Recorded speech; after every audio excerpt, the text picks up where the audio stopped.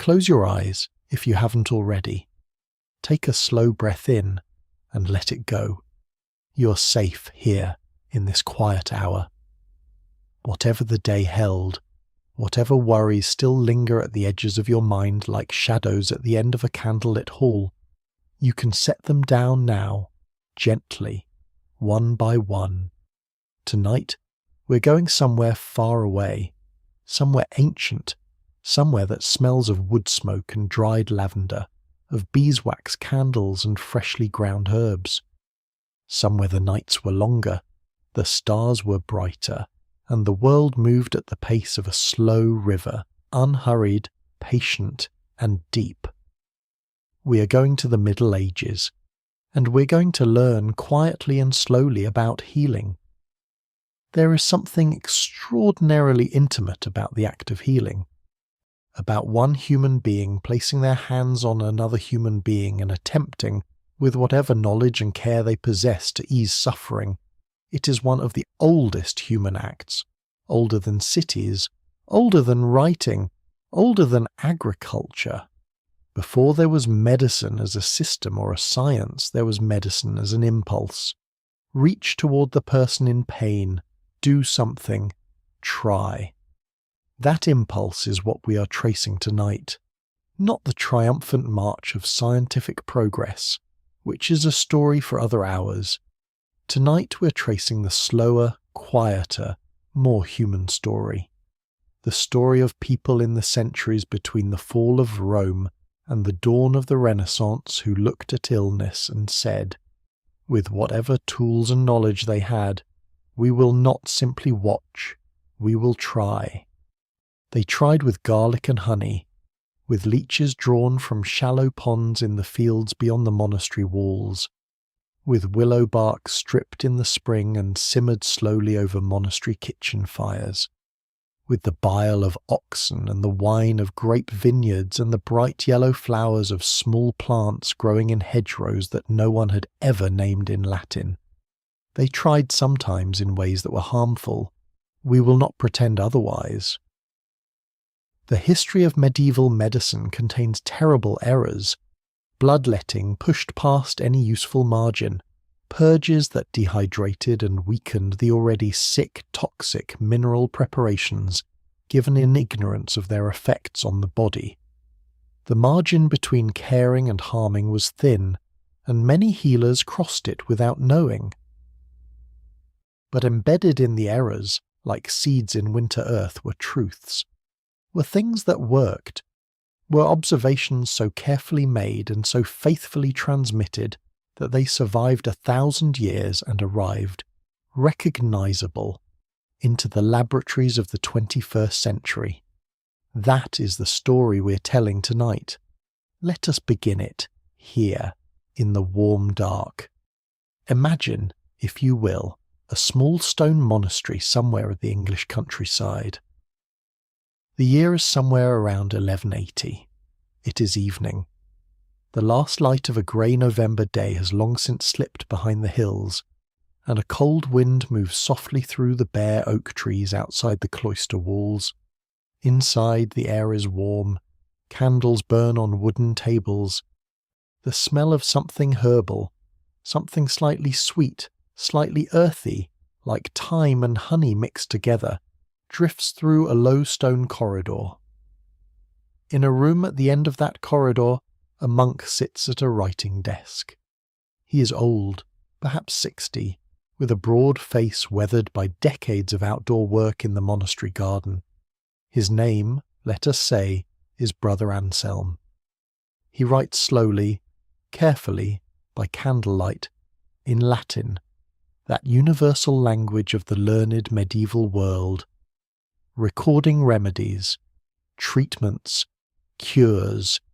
He has spent 40 years learning them, from older monks, from travelling physicians, from women healers in the villages beyond the walls who knew things the church had never written down. From Arabic manuscripts that arrived, impossibly, via trade routes stretching all the way to Toledo and Cordoba, translated painstakingly by scholars in dim scriptorium rooms, and from experience, decades of experience watching bodies respond to medicines made from plants and animals and minerals that surrounded them in abundance. Brother Anselm does not know about bacteria. He's never heard of viruses. He does not understand why a wound festers, or why a fever rises, or why a man with a cough that sounds a certain way will be dead before spring. He has explanations for all of it, explanations rooted in the teachings of Hippocrates and Galen, the great Greek physicians whose words still echo through medieval medicine like the voice of God through a cathedral nave. He believes in the four humours. He believes in the balance of blood, phlegm, yellow bile and black bile. He believes that illness is a disruption of natural order and that healing is the art of restoring it. He is also, before he sleeps tonight, going to write down 3 remedies that modern pharmacologists would find entirely defensible. This is the paradox we carry through the night, and he is wrong in ways he cannot know, but he is also, in some remarkable ways, right. That is the mystery we're going to explore tonight, slowly, gently, without hurry.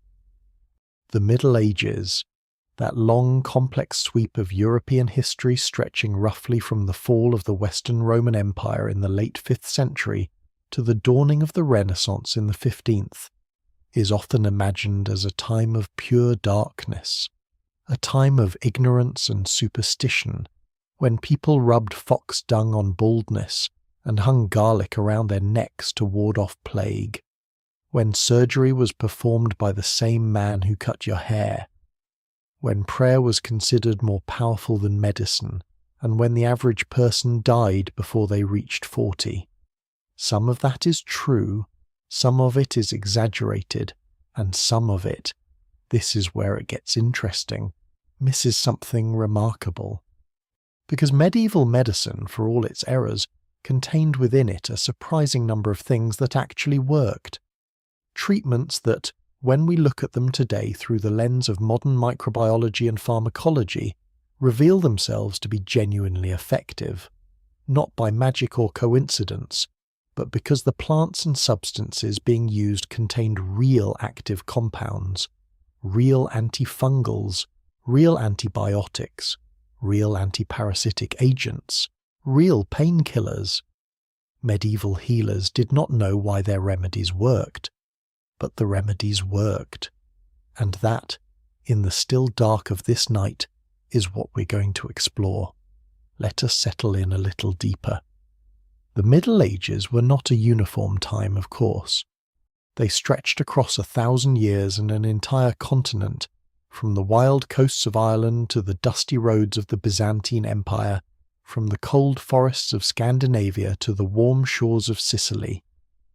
Medicine in Paris in 1300 looked nothing like medicine in Constantinople in 900, or medicine in rural Wales in 1150. The history we carry tonight is a mosaic, a patchwork, drawn from different places and different centuries, but held together by certain common threads. The most important of those threads was the four humours theory. This was the foundational framework of medieval European medicine, inherited from the ancient Greeks, specifically from Hippocrates, writing in the 5th century BCE, and expanded magnificently by Galen, a Greek physician working in Rome in the 2nd century CE. The theory held that the human body was governed by 4 fundamental fluids, or humours: blood, phlegm, yellow bile, and black bile. Each humour corresponded to a season, an element, a quality, and a temperament. Blood was warm and wet, associated with spring and air, and a sanguine personality, cheerful, optimistic, energetic. Phlegm was cold and wet, associated with winter and water, and a phlegmatic personality. Calm, slow, pale. Yellow bile was hot and dry, associated with summer and fire and a choleric personality, quick to anger, ambitious, and restless. Black bile was cold and dry, associated with autumn and earth and a melancholic personality, thoughtful, sad, prone to fear. When these four humours were in balance, a person was healthy. When they fell out of balance, when one humour became too dominant, too excessive, too thick or too thin, illness followed. This theory shaped absolutely everything. It determined what foods you should eat, what clothes you should wear, what season was best for bloodletting, what personality made you susceptible to which diseases, and which herbs were appropriate to cool a fever or warm a chill or dry a too wet constitution. A physician who looked at a patient did not merely look at the body. He looked at the colour of the skin, the character of the urine, the state of the tongue, the feel of the pulse, the emotional disposition of the person. He listened to the stars, he consulted the calendar, he thought about the patient's life, their food, their sleep, their humoral constitution. It was, in its own way, a remarkably holistic system. And embedded within it, without anyone quite knowing, were fragments of genuine truth. Who were the healers of the medieval world? Let us walk through them slowly, because the picture is richer than most people imagine. At the very top of the hierarchy sat the university-trained physicians, the physicians who had studied at the great medical schools of the era, the most famous of which was the Schola Medica Salernitana in Salerno, in southern Italy, which flourished from the 9th century onward and is generally considered the first medical school in medieval Europe. Salerno was remarkable for its early date, for its tolerance of different traditions, Arabic, Greek, and local, and for the fact that it apparently allowed women to study and teach medicine. The most famous of these female physicians was a woman known as Trotula of Salerno, whose work on women's medicine, the Trotula texts, circulated widely for centuries. Later, the great universities of the medieval world developed medical faculties: the University of Bologna, the University of Paris, the University of Montpellier, Oxford. These physicians were educated, literate, and steeped in the classical tradition. They read Hippocrates and Galen in Latin translation. They debated theory. They wrote books, but they were also expensive, rare, concentrated in cities and at courts. Most ordinary people in medieval Europe would never see a university-trained physician in their lives. Below the physicians came the surgeons, and here the picture becomes fascinating, because surgery was, for much of the medieval period, considered a lesser art than medicine, a craft of the hands rather than the mind. Surgeons were more often associated with guilds than universities. They set bones, treated wounds, lanced abscesses, removed tumours, performed amputations, and, crucially, applied many of the practical remedies that actually came into contact with the body. Their relationship with theory was more pragmatic. They were, in many ways, more useful. And then there were the barber-surgeons, a category that strikes modern ears as bizarre. The same man who shaved your face and trimmed your hair would also perform bloodletting, pull your teeth, dress your wounds, and perhaps, on an ambitious day, attempt more complex procedures. This was not negligence. It was a reflection of the economy of skills in medieval life, where a man who worked with his hands and understood the body would naturally do all the things that required working with hands and understanding the body.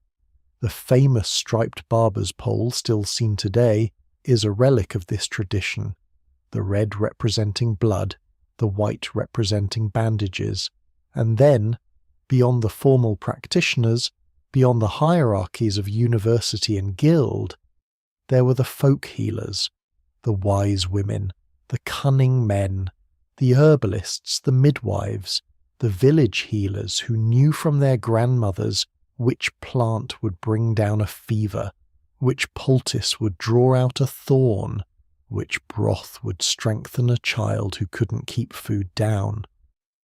This tradition was ancient, stretching back long before Christianity, drawing on centuries of accumulated practical knowledge that had never been written down but had been passed, mouth to ear, generation to generation, in the kitchens and herb gardens of ordinary medieval life.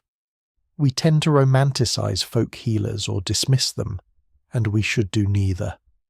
Some of their remedies were pure superstition, some were genuinely harmful, and some were extraordinarily effective because they had been refined by centuries of trial and error. The plants they used were real, the effects were real, the knowledge, however unscientifically framed, was often genuinely valuable. And then there were the monasteries. The monasteries of medieval Europe deserve a long, loving pause, because for much of the medieval period, especially the early Middle Ages before universities emerged, the monasteries were the hospitals, the centres of learning, the places where books were preserved, where gardens were cultivated for medicinal purposes, where the sick were received and cared for with a gentleness that was, by the standards of the age, remarkable.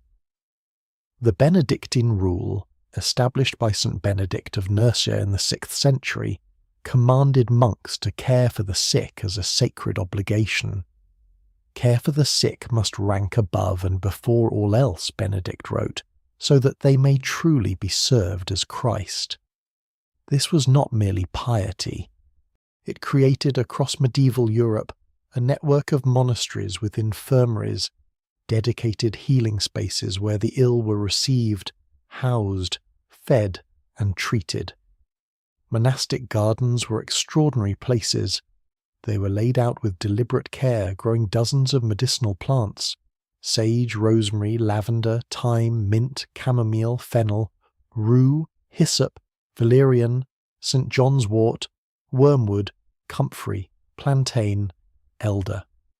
The great 9th century poem Hortulus, The Little Garden, written by Walafrid Strabo, a monk at the monastery of Reichenau on Lake Constance, describes 23 medicinal plants he grew, with warm and precise descriptions of their healing properties and the joy of tending them.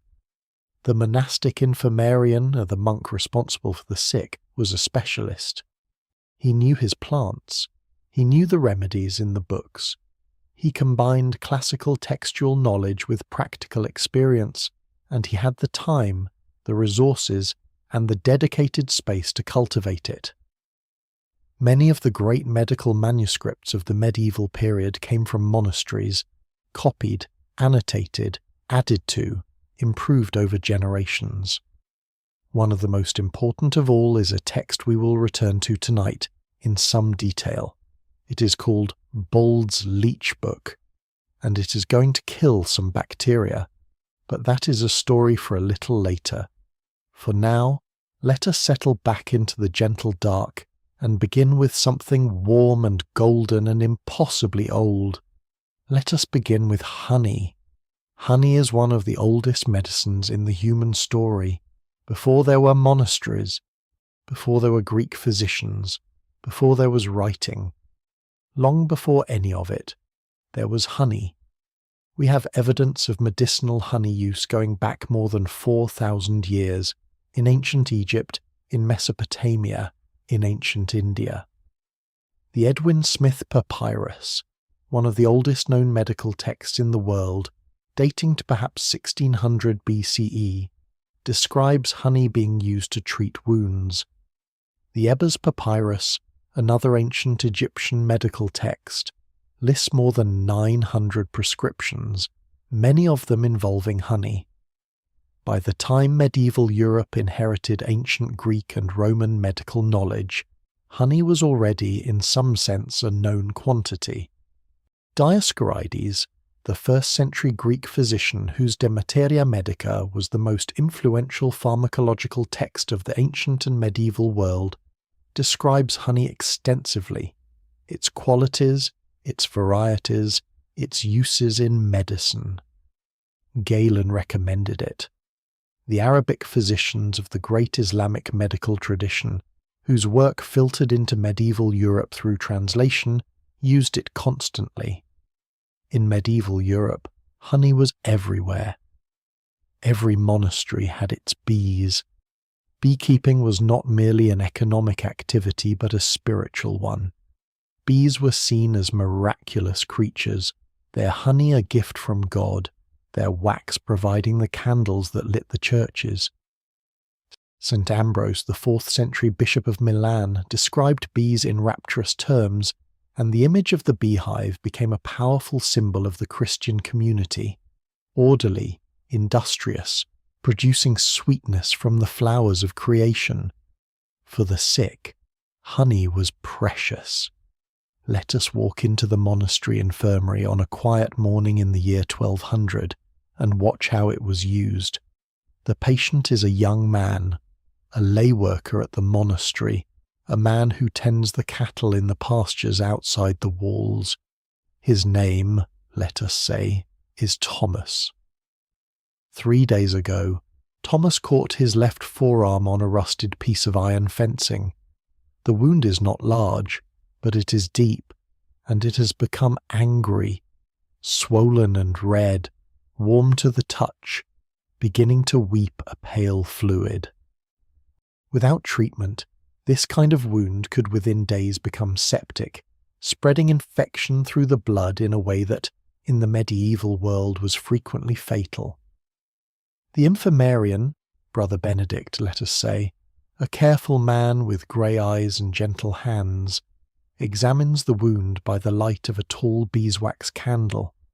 He feels Thomas's forehead, checks the warmth of his skin, looks at the colour of the wound edges. He consults briefly with his memory of the texts. Then he calls for a basin of clean water from the well, a linen cloth, and a small clay pot of honey. He cleans the wound carefully, an important step in itself, one that the texts recommend, and then, using a wooden spatula, he spreads a generous layer of thick amber honey directly over the wound surface. He binds it with clean linen and tells Thomas to rest. This will be repeated daily, or more often if the linen becomes soaked through. Within a week, if God wills, the wound will be healing cleanly. Why does this work? This is the beautiful collision of ancient knowledge and modern science, and it is worth understanding in its quiet, unhurried detail. Honey is antibacterial for several overlapping reasons, and each of them is remarkable in its own right. The first reason is simple physics, osmosis. Honey has an extremely low water content, typically around 17 to 20%, and an extremely high sugar concentration. When applied to a wound, this creates what is called an osmotic effect. Bacteria, which need water to survive and reproduce, are essentially dehydrated by contact with honey. The honey draws water out of bacterial cells across the concentration gradient, killing or severely suppressing bacterial activity. This is why very little grows in a jar of honey. It is not a hospitable environment. The second reason is a hydrogen peroxide. Honey contains an enzyme called glucose oxidase, which in the presence of water, the fluid of a wound, slowly and continuously produces small amounts of hydrogen peroxide. Hydrogen peroxide is a well-known antiseptic. The amounts produced by honey are small enough not to damage human tissue, but significant enough to kill bacteria. Medieval healers had no idea this was happening, of course, but it was happening. The third reason is acidity. Honey has a pH of around 3.5 to 4.5, fairly acidic, and many bacteria simply cannot survive in acidic conditions. Again, an invisible mechanism that the monks could not see but that worked regardless of their understanding of it. And then there is a fourth mechanism, discovered more recently and specifically associated with Manuka honey from New Zealand, a compound called methyl glyoxal, or MGO, which is highly antibacterial and is particularly effective against certain strains of resistant bacteria. Medieval Europe did not have Manuka honey, of course. That comes from the other side of the world. But different honeys have different antibacterial profiles depending on the flowers from which the bees collected nectar, and research on medieval European honeys has confirmed significant antibacterial activity in many of them. Beyond its antibacterial properties, honey has other healing qualities that medieval practitioners observed without being able to explain. It creates a moist wound environment, something we now know promotes healing, without being wet enough to allow bacterial growth. It reduces inflammation. It can help dissolve dead tissue while leaving living tissue intact, a process called autolytic debridement. It reduces scarring. In 2007, the first modern clinical honey preparation, a medical-grade Manuka honey dressing, was licensed for wound care use in the United States. Today, honey dressings are used in hospitals around the world for chronic wounds, burns, and post-surgical infections, particularly in cases where conventional antibiotics have failed. Brother Benedict did not know any of this, but he spread that honey on Thomas's wound with calm, quiet confidence, because he had seen it work, and he was right. Medieval honey preparations were not always simple applications of raw honey. The texts describe more complex preparations. Honey was combined with other herbs to create ointments and salves. One common preparation was mel despumatum, clarified honey from which impurities have been removed by careful heating, producing a purer, cleaner product. This was considered superior for medicinal purposes. Oxymel, a mixture of honey and vinegar, was another widely used preparation, recommended for respiratory conditions, fevers, and coughs. This too makes modern pharmacological sense. Both honey and vinegar have antibacterial properties, and the combination produces a product that would have been genuinely helpful for throat infections and respiratory complaints.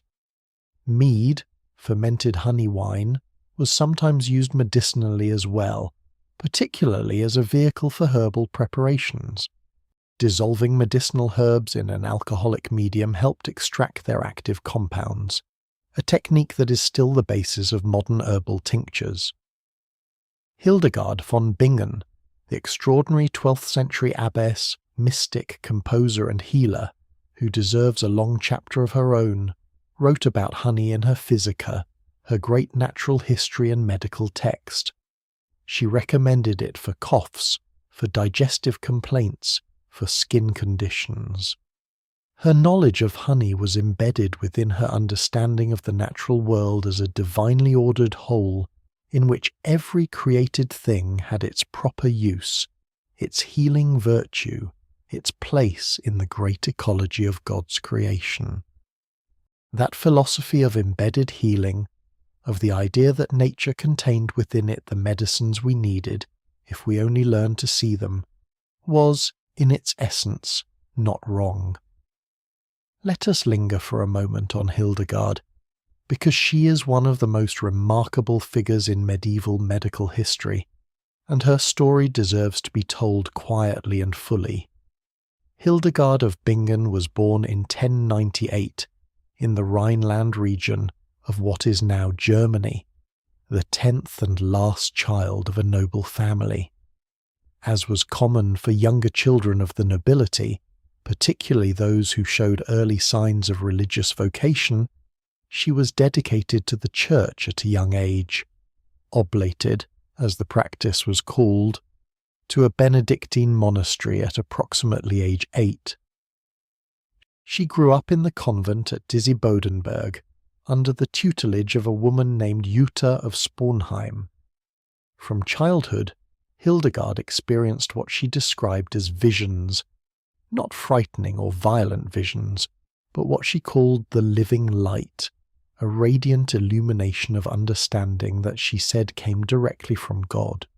For decades, she kept these visions largely to herself.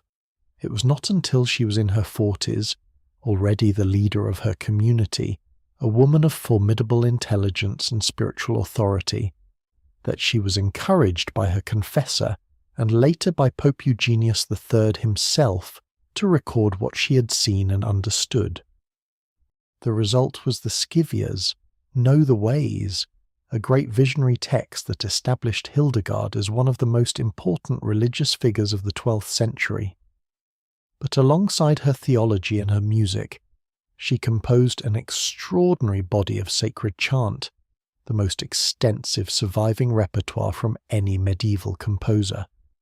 Hildegard wrote about medicine and the natural world.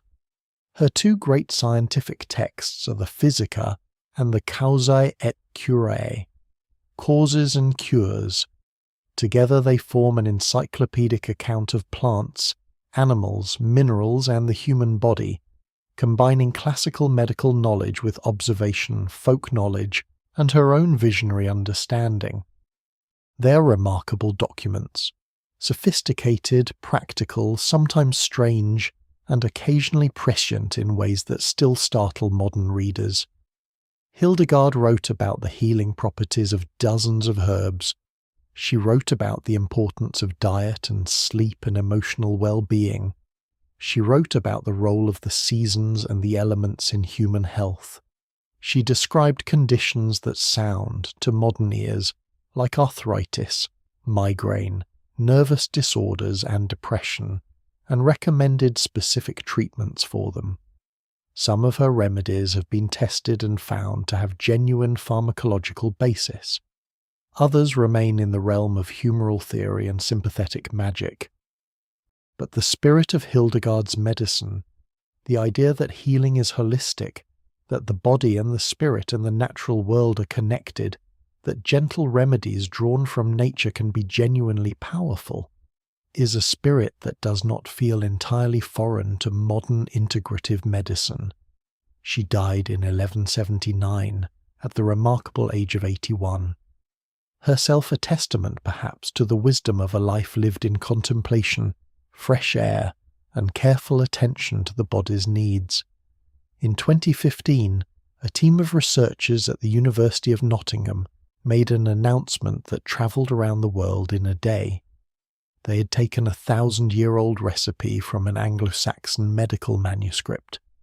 They had followed it precisely, with careful attention to every ingredient and every step. And then they had tested the result against one of the most dangerous drug-resistant bacteria in the modern world, methicillin-resistant Staphylococcus aureus, the infamous MRSA, and found that it killed approximately 90% of it. The manuscript was called Bald's Leech Book, and the story of that discovery, how a 10th century Anglo-Saxon healer's recipe turned out to contain properties that no one had anticipated, that defied easy explanation, and that offered a genuine hint of new directions in the fight against antibiotic-resistant infection, is one of the most extraordinary stories in the history of medicine. Let us tell it slowly. The Leech Book of Bald. Bald's Leech Book is a medical manuscript written in Old English, the language of Anglo-Saxon England before the Norman conquest. It survives today in a single manuscript copy held in the British Library in London, the Royal Manuscript 12D17, where you can see it, if you visit, behind glass. A large, well-preserved volume written in a fine Caroline minuscule hand, with the name Bald appearing in a colophon, a scribal note, at the end of the second book, identifying him as the owner of the manuscript and a man named Kild as the scribe. This gives us a name, Bald, but little else. We do not know who Bald was. He may have been a physician, a healer, a wealthy layman who collected medical knowledge, or possibly a monastic figure. The text itself suggests a sophisticated audience. It is not a simple folk remedy collection, but a careful compilation drawing on multiple sources, including Latin medical texts translated into Old English, which suggests access to learning and perhaps to a monastic or royal library. The manuscript dates to the early 10th century, roughly 900 to 950 CE, the period in Anglo-Saxon England that historians call the Late Anglo-Saxon period, following the reign of Alfred the Great and the long cultural recovery from the Viking disruptions of the 9th century. It is, among other things, one of the oldest surviving substantial works of English prose. It covers an extraordinary range of medical topics: fevers, eye diseases, skin conditions, stomach complaints, mental illness, wounds, internal disorders, gynecological conditions, and treatments using hundreds of plants, animal products, and minerals. Some of its remedies are clearly inherited from Latin tradition: Pliny, Dioscorides, Galen filtered through monastic translation. Some appear to be genuinely local, rooted in Anglo-Saxon folk knowledge, and some are a fascinating hybrid of the two. The recipe that the Nottingham researchers focused on was a remedy for a stye, a swollen infected lump on the eyelid caused by bacterial infection. In the Leech book it appears under the heading "Work an Eyesalve against a wen being a cyst or swollen growth, here applied to an eye stay. Let us read the recipe together, slowly, as it appears in translation from the Old English. Take cropleek and garlic, of both equal amounts, pound well together. Take wine and bullock's gall, of both equal amounts, mix with the leek. Put this then into a brass vessel. Let it stand for 9 nights in the brass vessel. Wring through a cloth and clarify well. Put into a horn, and about night time apply with a feather to the eye. That is it. That is the entire recipe. Cropleek and garlic, wine, bullock's gall, the bile from the stomach of an ox, a brass vessel, 9 nights of steeping, application with a feather. Let us look at each ingredient carefully, because each one matters. Garlic, Allium sativum, has been used medicinally for thousands of years, and modern research has confirmed that this is not mere tradition. Garlic contains a compound called allicin, which is produced when garlic is crushed or chopped. The enzyme allinase acts on a precursor compound called alliin, converting it into allicin. Allicin is a potent antibacterial and antifungal compound, and research has demonstrated its effectiveness against a wide range of bacterial species, including some that have shown resistance to conventional antibiotics. There is a particular historical footnote worth noting here. During World War I, when conventional antiseptics ran low, garlic juice was used as a wound treatment by both British and Russian forces, and field reports describe it reducing infection rates meaningfully. This was not medieval superstition. This was practical, evidence-based medicine of a very rough and ready sort. The cropleek, the second ingredient, was long a matter of scholarly debate.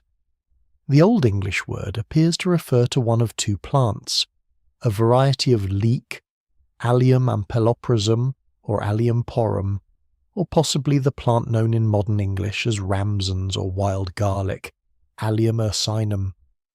Either interpretation keeps us firmly in the Allium genus, a family of plants that includes garlic, onions, leeks, chives, and shallots, all of which share the same general chemistry, the same sulfur-containing compounds that give them their pungent smell and their antibacterial properties. The Nottingham team used both onion and leek in their recreation to cover the range of possible interpretations. Wine, particularly wine that has been left to age somewhat becoming acidic, contributes acidity, and, as we've already noted, both the low pH and the alcohol content of wine have antibacterial properties. Wine was used as an antiseptic wash for wounds throughout the classical and medieval periods, and this practice was not ineffective. Even dilute wine has antimicrobial activity against a number of pathogens, but the most unexpected ingredient, and the one that most startled the Nottingham researchers, was the bullock's gall, the bile of an ox.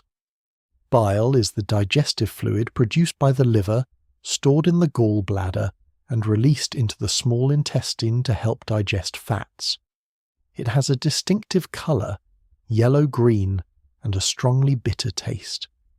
As a medicine, it appears in many ancient and medieval texts, often prescribed for eye conditions specifically, and this makes a certain intuitive sense. The eye is, in humoral theory, associated with the liver and with bile, and eye diseases were often attributed to humoral imbalance, to too much or too little bile. Putting bile directly on the eye would, from the perspective of humoral theory, be a logical intervention. But what the researchers found, somewhat astonished, was that bile salts, the active components of bile, have genuinely significant antibacterial properties, particularly effective at disrupting bacterial biofilms. And MRSA, the bacterium they were testing against, forms biofilms as part of its infection strategy, a thick, protective coating of bacterial extracellular matrix that makes it extremely difficult to treat with conventional antibiotics. The bile salts in the preparation appeared to help penetrate and disrupt these biofilms, exposing the bacteria to the other active compounds. Then there was the brass vessel.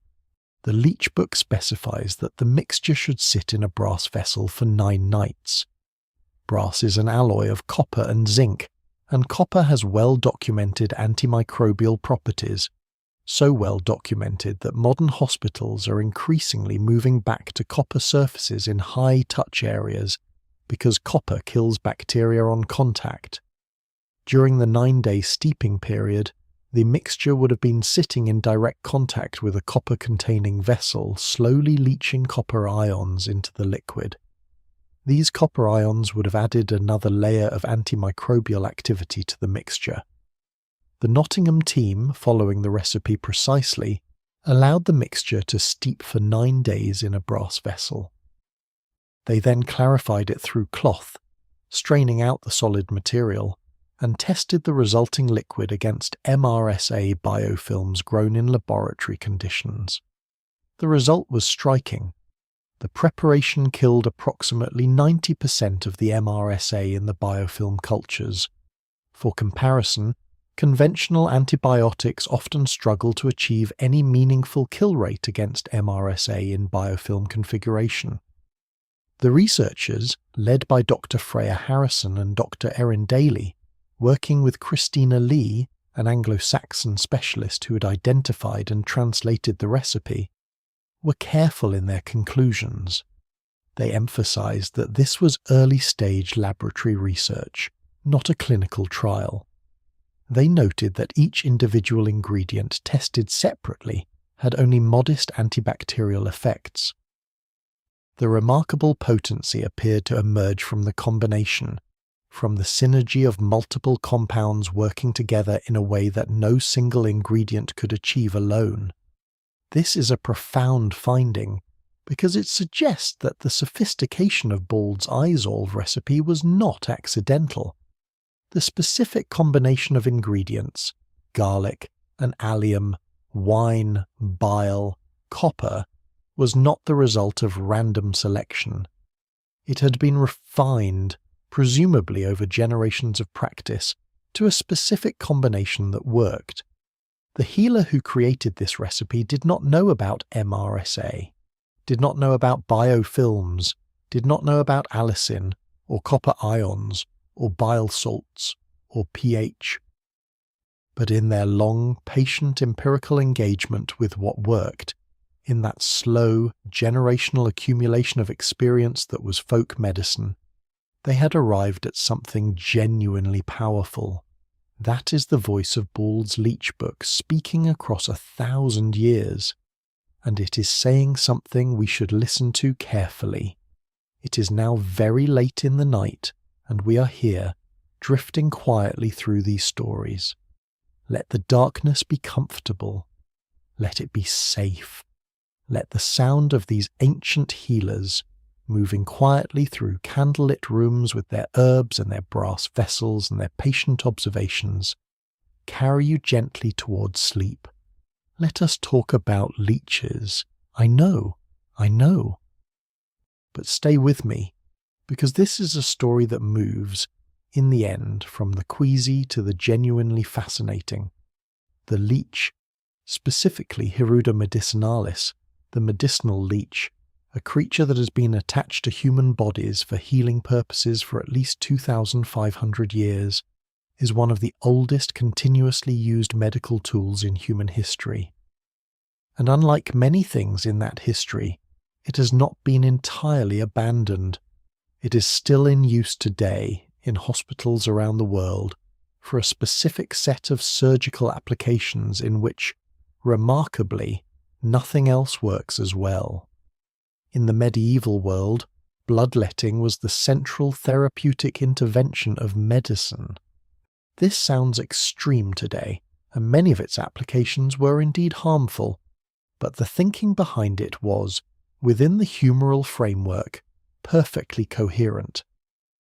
If illness was caused by an imbalance of the humours, and if blood was the most dynamic of the humours, the one most likely to become excessive, too hot, too thick, then removing some blood should restore balance.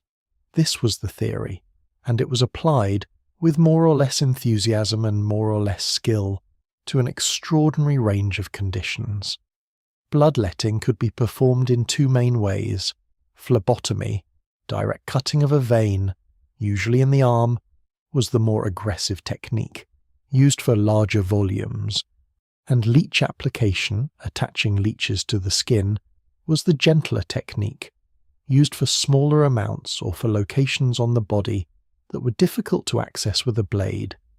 Leeches were applied to the scalp for headaches, to the eyelids for eye conditions, to the gums for toothache, to the abdomen for digestive complaints, to the skin of the chest for respiratory illness, in areas around the genitals for reproductive disorders. There was almost no complaint for which a medieval physician could not devise a rationale for leech application. The process of applying leeches was itself an art. Leeches can be particular creatures. They may refuse to bite if the skin is wrong, or if the light is wrong, or if they have recently fed. Medieval practitioners kept leeches in special pottery vessels or wooden boxes filled with water, feeding them on blood or allowing them to fast between uses. To encourage a leech to bite in a specific location, practitioners might rub the skin with a drop of blood, or with cream, or warm the skin with warm water. Once attached, a medicinal leech will feed for perhaps 20 to 45 minutes, consuming somewhere between 1 and 5 milliliters of blood in that time. It detaches when it is full. The wound then continues to bleed for some time afterward, sometimes for several hours, because leech saliva contains a remarkable collection of bioactive compounds, including a powerful anticoagulant called hirudin. Hirudin, named after the genus Hirudo, is one of the most potent natural anticoagulants known. It works by binding directly to thrombin, the enzyme central to blood clotting, and inhibiting it with extraordinary efficiency. When a leech bites, it injects hirudin into the wound along with its saliva, preventing the blood from clotting and ensuring a prolonged meal. The wound continues to bleed after the leech detaches because the hirudin remains active in the wound tissue. This prolonged bleeding, which must have seemed dramatically therapeutic to medieval observers, was, in most cases, the primary measurable effect. They were watching the humoral imbalance being corrected in real time, or so they believed. But the reality of why leeches are useful today is rather different. In modern medicine, leeches are used specifically in reconstructive and microsurgery, particularly in cases of replanted or transplanted tissue. When a surgeon reattaches a severed finger, or performs a skin flap procedure to cover a wound, or transplants ear cartilage or breast tissue, the immediate challenge after surgery is venous congestion. Arteries, the vessels that bring fresh oxygenated blood into a tissue, are relatively easy to reconnect surgically. Veins, the vessels that drain blood away from the tissue, are smaller, more delicate, and harder to reconnect successfully. If venous drainage is inadequate, blood pools in the tissue, pressure builds, oxygen delivery fails, and the tissue dies. Leeches solve this problem elegantly. Applied to a congested tissue flap, a medicinal leech draws out the pooled blood, relieving the pressure. More importantly, the hirudin in the leech's saliva keeps the wound bed anticoagulated and bleeding slightly for hours after the leech detaches. This continued bleeding effectively substitutes for the venous drainage that the body's own vessels haven't yet re-established. In modern practice, the leech will feed for 20 to 45 minutes, then detach, and the wound will then continue to bleed gently for 4 to 8 hours. During this time, fresh arterial blood enters the tissue, is offloaded of its oxygen, and bleeds away through the wound rather than backing up. This keeps the tissue oxygenated and alive while the microvasculature re-establishes itself over the following days. Medicinal leeches, Hirudo medicinalis and related species, are now manufactured and sold as FDA-approved medical devices. Biopharm, a company based in Wales, is one of the largest suppliers, raising leeches under controlled conditions and supplying them to hospitals worldwide. They have been used successfully in plastic and reconstructive surgery since the 1980s. The medieval healers who pressed leeches to the swollen eyelid of a patient with orbital inflammation, or to the throbbing temple of a patient with headache, were usually wrong about why this helped, and often applying them where they could not help at all. But the tool itself, the leech, Hirudo medicinalis, is genuinely, measurably therapeutic, not for the reasons they thought, but genuinely, measurably, beautifully useful. There is something peaceful, in a strange way, about this.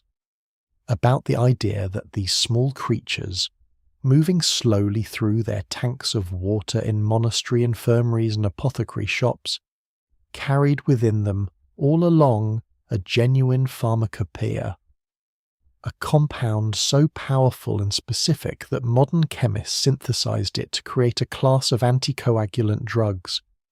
Hirudin derivatives are used today in the treatment of blood clots, in the anticoagulation of patients undergoing cardiac surgery. The leech's saliva has given us medicine, the creature that medieval healers reach for, reaching in the dark for something that would help. It was helping, differently than they thought, but helping. This section requires a particular gentleness of approach, because the subject matter is, on its surface, deeply repellent.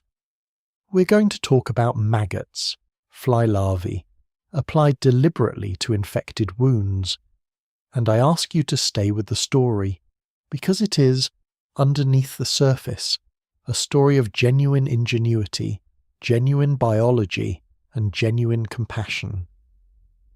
The use of maggots to clean wounds, what modern medicine calls larval debridement therapy, or MDT, has been observed independently in many different cultures and many different periods.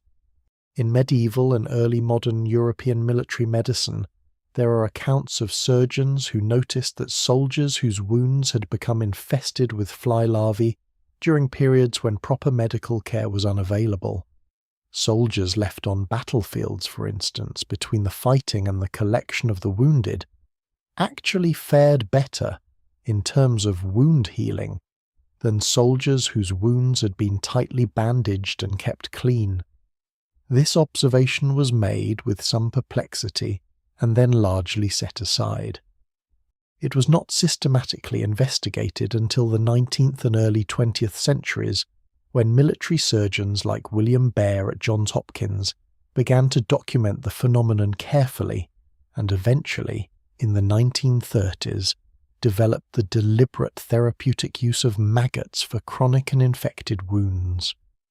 But in the medieval period, the awareness that maggots in a wound were not always a bad sign, that sometimes a wound that should have been terrible was instead healing better than expected, lurked in the background of surgical observation.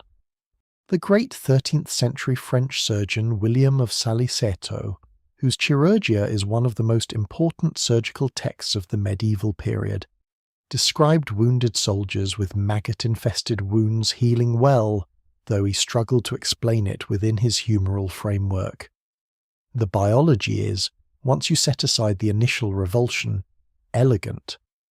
Blowfly larvae, particularly the larvae of Lucilia sericata, the greenbottle fly, feed exclusively on dead and necrotic tissue. They will not eat living tissue. Their mouthparts are not strong enough, and their biochemistry is specifically adapted to the degraded proteins of dead flesh. A wound that has become infected typically has a quantity of necrotic tissue, dead skin, damaged muscle, accumulated pus and debris, that serves as a substrate for bacterial growth and that physically blocks the healing process. Before healing can occur, this dead tissue needs to be removed, a process called debridement, one of the most important concepts in wound management. Modern debridement can be done surgically, cutting away the dead tissue, with chemical agents, enzymatic debridement, with physical irrigation, or, and this is the elegant option, with maggots. The larvae, applied to the wound, consume the necrotic tissue with extraordinary specificity, leaving living tissue intact. Their saliva contains proteolytic enzymes, protein-digesting compounds, that liquefy dead tissue, making it easier to consume. They also excrete alkaline compounds that raise the pH of the wound environment, which inhibits the growth of many bacterial species. And there is evidence that maggot secretions have direct antibacterial properties. They have been shown to kill MRSA, among other pathogens, in laboratory conditions. In modern wound care centres, medicinal maggots, raised under sterile conditions to ensure they are free of pathogens themselves, are applied to chronic wounds in breathable bags or directly, covered with breathable mesh, and left for 2 to 3 days. The results in hard-to-treat wounds, particularly diabetic foot ulcers and pressure sores that have failed to respond to conventional treatment, are often dramatic. The medieval experience with maggots was, of course, not controlled or deliberate in the modern sense. It was observational, accidental. A pattern noticed by careful observers who could not fully explain what they were seeing. But the observation was real, and the biology behind it was real, whether or not anyone had the conceptual framework to understand it. Let us rest here for a moment. The candle in the monastery infirmary burns steadily. Brother Benedict is at his writing desk, adding a note to his records. The night is quiet. Through the high stone window there is nothing but stars. Rest with me here in the quiet. The slug, moving slowly across a damp stone in the darkness, leaves behind a trail of mucus that medieval healers found genuinely useful. And, this is the remarkable part, they were not entirely wrong. Medieval texts from across Europe describe the use of snail slime and slug mucus for a variety of skin conditions, burns, rashes, eczema-like complaints, rough or cracked skin, and certain types of wound healing. The cosmetic applications appear alongside the medicinal ones, suggesting that the softening and healing properties of snail mucus were noticed early in an empirical way. People simply observed that rubbing snail slime on skin changed the skin for the better. The German abbess Hildegard von Bingen, our friend from the monastic gardens, described a preparation involving snails for skin conditions. English herbal texts of the 14th and 15th centuries include slug applications for burns. French and Italian folk medicine maintained snail-based preparations into the early modern period. Modern cosmetic chemistry has, fascinatingly, caught up with this tradition. Snail mucin, the secreted mucus of Helix aspersa, the common garden snail, is now a significant ingredient in the Korean beauty industry and increasingly in Western cosmetic products. It has been found to contain a collection of bioactive compounds including glycoproteins, hyaluronic acid, glycolic acid, copper peptides, and allantoin.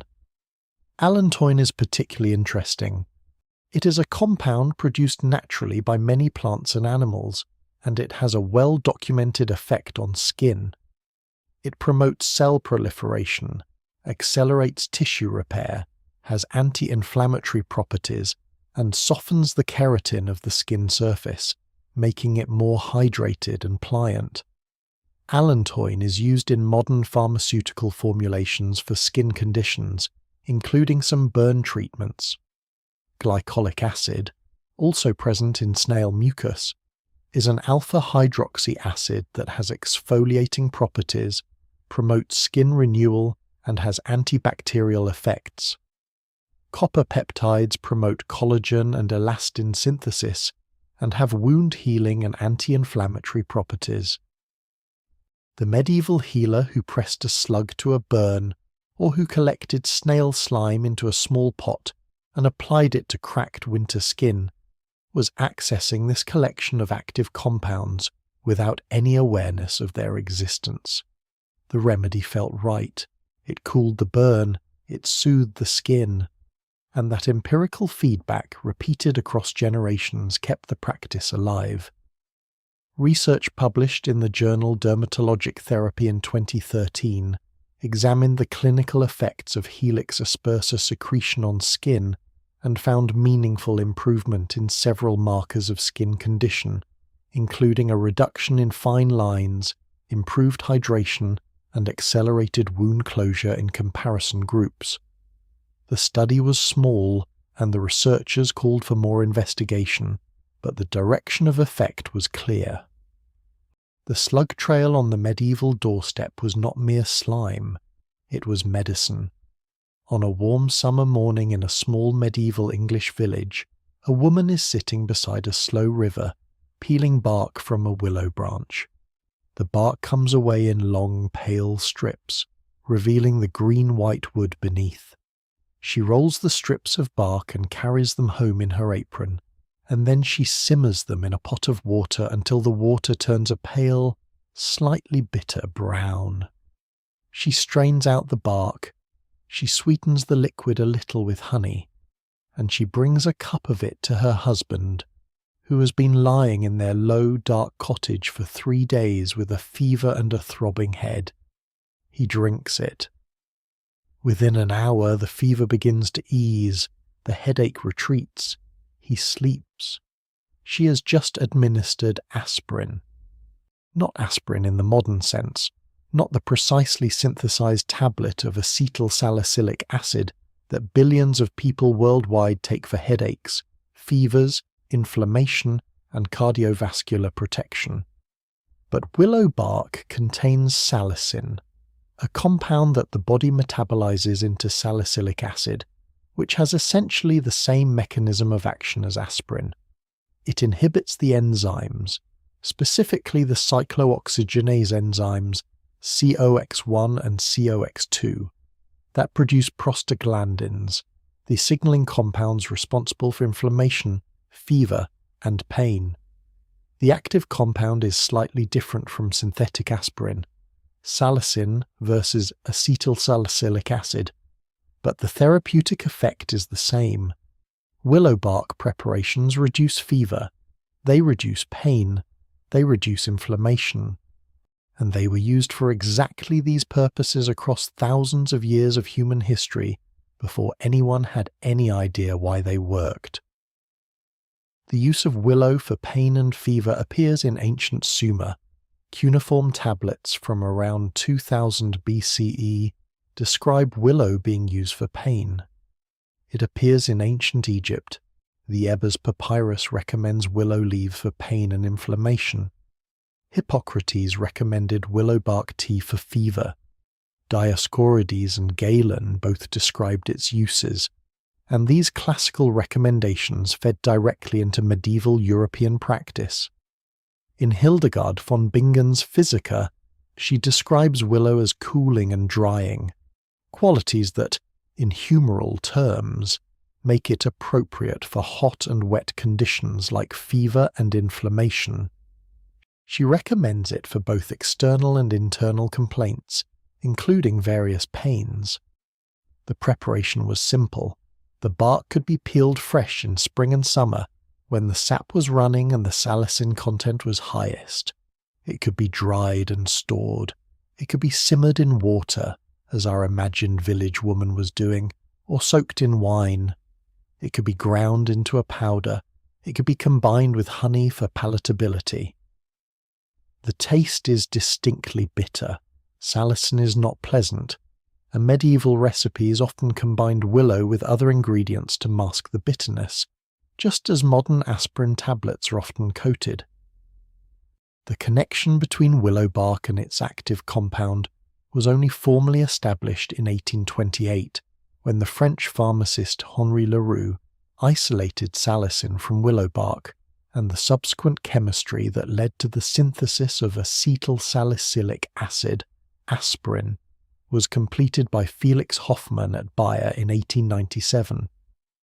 But the practical knowledge, the empirical understanding that willow bark relieves pain and fever, was already very old by 1200 CE.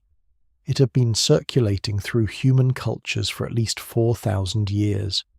Across medieval Europe, the willow grew everywhere, along rivers, in boggy ground, at the margins of fields and gardens.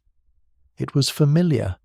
Its medicinal properties were woven into folk knowledge so thoroughly that no one thought of them as unusual.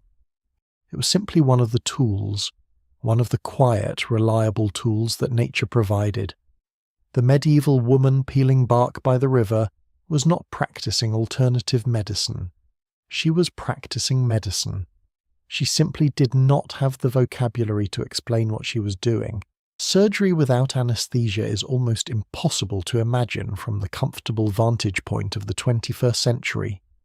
The idea of having a limb amputated or an abscess opened deep in the body or a stone removed from the bladder while fully conscious and with nothing more than something to bite on, it is the stuff of nightmares. And yet for most of human history this was surgery. Most of human history. But not all of it. Medieval surgeons had access to a collection of narcotic and analgesic plants that, when used carefully and in the right combinations and doses, produced genuine pain relief and even genuine unconsciousness. The doses involved were, to put it diplomatically, extremely difficult to calibrate correctly, and the margin between a therapeutic dose and a lethal one was uncomfortably narrow. But the preparations existed, they were used, and some of them worked. The most important of these was opium. Opium, the dried latex from the seed capsules of Papaver somniferum, the opium poppy, contains a collection of alkaloids including morphine, codeine, and thebaine, which are the most potent naturally occurring analgesic compounds known. Morphine binds to opioid receptors in the brain and spinal cord, reducing the perception of pain and producing sedation and euphoria. Its medical use goes back to ancient Sumeria. There are cuneiform texts that appear to describe opium use, and it was well established in ancient Greek and Roman medicine. In the medieval period, opium was available in Europe, though it was not common or cheap. It arrived via trade routes from the Near East, where poppy cultivation was widespread. Arabian physicians, particularly Avicenna, whose great canon of medicine became one of the central texts of medieval European medical education, wrote extensively about opium its properties, its preparations, and its appropriate uses and doses. Avicenna knew that opium was dangerous. He described the signs of opium poisoning with clinical precision and warned against its overuse. His canon was translated into Latin in the 12th century and became a foundational text in European medical schools. Alongside opium, medieval practitioners used several other narcotic plants native to European soil. Henbane, Hyoscyamus niger, is a plant with dark-veined cream or yellow flowers that grows as a weed across much of Europe and Western Asia. It contains hyoscine, also called scopolamine, and hyoscyamin, which are anticholinergic compounds. They block the neurotransmitter acetylcholine, producing sedation, disorientation, amnesia, dry mouth, and at high doses, delirium and unconsciousness. Hyoscine is still used today in medicine, including as a transdermal patch for motion sickness and as a preoperative sedative. Hemlock, Conium maculatum, is the plant infamous as the poison used to execute Socrates. In lethal doses, it causes progressive ascending paralysis, beginning with the legs and working upward until the respiratory muscles fail. But in sublethal doses, it causes muscle relaxation and analgesia. Painful procedures become more bearable because the patient's muscles are partially paralyzed and the pain signals are partially suppressed. Mandrake, Mandragora officinarum, is the most mythologized of the narcotic herbs, and its mythology is extraordinary. It was believed that the mandrake root screamed when pulled from the ground, and that the scream could kill anyone who heard it. Dogs were reportedly used to pull up mandrake, sacrificing the dog so the human healer could safely obtain the root. In terms of pharmacology, mandrake contains scopolamine and other tropane alkaloids, similar to henbane, and genuine sedative and analgesic properties. The most famous medieval anesthetic recipe in the archaeological record was discovered at a site called Sutra Isle in Scotland, the ruins of a medieval hospital founded around 1164 by King Malcolm IV as an Augustinian friary. Excavations at Sutra in the 1980s and 1990s, led by archaeologist Brian Moffat, uncovered the remains of a medieval infirmary drainage pit containing an extraordinary collection of plant material preserved in the anaerobic mud. Among the plant materials recovered were hemlock, henbane, poppy, and opium traces. The specific combination, particularly the association of hemlock with the other narcotics, suggested to the researchers that they had found evidence of a specific anesthetic preparation. And indeed, medieval surgical texts describe preparations called soporifics, sleep inducers, that combine these very plants. The most specific medieval anesthetic recipe that survives in the textual record is the dwale, a word that appears in various spellings in English medieval texts and appears to derive from an Old Norse or Old English root meaning stupor or confusion. Recipes for dwale describe mixtures including hemlock juice, opium, bile of a boar, for bitterness perhaps, or as a vehicle, bryony, lettuce and henbane, dissolved in wine or mixed into a preparation the patient drinks before surgery. A 14th century English text describes the procedure. The surgeon gives the patient the dwale to drink. The patient falls into a deep sleep. The procedure is performed, and then the patient is revived by applying vinegar to the nostrils and placing salt under the tongue. The acidic shock of the vinegar apparently being thought capable of breaking the narcotic effect. This is surgical anesthesia. Not safe by modern standards, not predictable, not reversible, not safe, but genuine anesthesia, based on genuine pharmacological principles. The margin of safety was terrifyingly narrow. Too little of the mixture, and the patient would be conscious through the operation. too much and the patient would not wake up at all. The practitioners using these preparations were working at the extreme edge of their knowledge, in conditions of no controlled dosing, no monitoring of vital signs, no reversal agents. Some of their patients died from the anesthetic rather than the disease, but some did not. And the impulse behind it, the recognition that pain during surgery is a problem that can and should be addressed, that the suffering of surgical patients deserves to be reduced, is the same impulse that drives modern anesthesiology. There is something both humbling and heartening about this. These medieval surgeons working in dim rooms by candlelight with the most basic instruments, with no understanding of sterility and no knowledge of pharmacokinetics, they were trying. They were trying to reduce suffering. They made terrible mistakes and people died as a result, but they were trying. That impulse to reduce suffering with what knowledge we have, however imperfect, is old, very old. It is one of the oldest human impulses. In the medieval world, parasites were an almost universal feature of human life.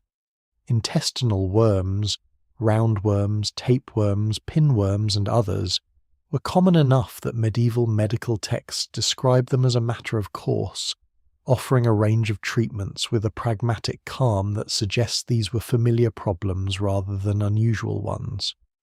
Tormentil, Potentilla erecta, is a small, bright yellow-flowered plant of the rose family, growing on heaths and moorlands across Europe. Its root has a distinctive quality. It is extraordinarily rich in tannins, with one of the highest tannin concentrations of any European plant. The tannin content of dried tormentil root can reach 25 to 30% of its dry weight, a remarkable concentration. Medieval healers used tormentil for diarrhea and intestinal complaints, and the mechanism is genuine. Tannins are astringent compounds that bind to proteins, contract tissue, and reduce secretions. In the gut, they reduce the motility of the intestinal wall, reducing diarrhea. They also create an environment that is hostile to many intestinal parasites. The astringent protein-binding chemistry of tannins disrupts the surface proteins of parasitic worms and creates an inhospitable chemical environment in the gut. Wormwood, Artemisia absinthium, is the more famous antiparasitic herb of the medieval world, and it is worth examining carefully. It is the plant from which absinthe, the notorious green spirit, takes its name and much of its character. The bitter compounds in wormwood are called absinthin and artabsin, and the active anti-malarial compound in the related plant Artemisia annua, sweet wormwood, is artemisinin, which is now one of the most important anti-malarial drugs in the world. Medieval European healers used wormwood specifically for intestinal worms. It was one of the core anthelmintic, anti-worm herbs of the medieval pharmacopoeia. The mechanism: the bitter sesquiterpene compounds in wormwood are toxic to many intestinal parasites, and the preparation, typically a strong bitter infusion drunk on an empty stomach, would move through the intestines in high concentration. Medieval texts also describe using wormwood as a preparation to drive out pinworms by applying concentrated wormwood preparations rectally, a procedure that sounds miserable but makes pharmacological sense, getting the active compounds directly to where the parasites were. Tansy, Tanacetum vulgar, was another medieval antiparasitic herb, again working through bitter compounds, specifically thujon, that are toxic to intestinal worms. Medieval recipes sometimes combined wormwood, tansy, and other bitter herbs into preparations specifically described as worm killers. What is striking about these preparations is not just that the individual plants have genuine antiparasitic activity, but that medieval healers had correctly identified a class of plants, the bitter, aromatic herbs, as having anti-worm properties, and had concentrated on that class in their antiparasitic practice. They could not analyze the active compounds, but they had correctly identified the pattern. The bitter herbs killed worms. That knowledge was real. This one is elegant in its simplicity and its accuracy. Night blindness, the inability to see well in dim light, is caused by a deficiency of vitamin A. Vitamin A is essential for the production of rhodopsin, the light-sensitive pigment in the rod cells of the retina that allows vision in low-light conditions. Without enough vitamin A, the rods cannot regenerate rhodopsin quickly enough, and vision in dim light deteriorates or fails. The medieval treatment for night blindness, documented in several texts, including Bald's Leech book and various continental European medical manuscripts, was to eat the liver of a large animal, specifically often described as the liver of a stag, a deer, or an ox. Liver is one of the richest dietary sources of vitamin A in the world.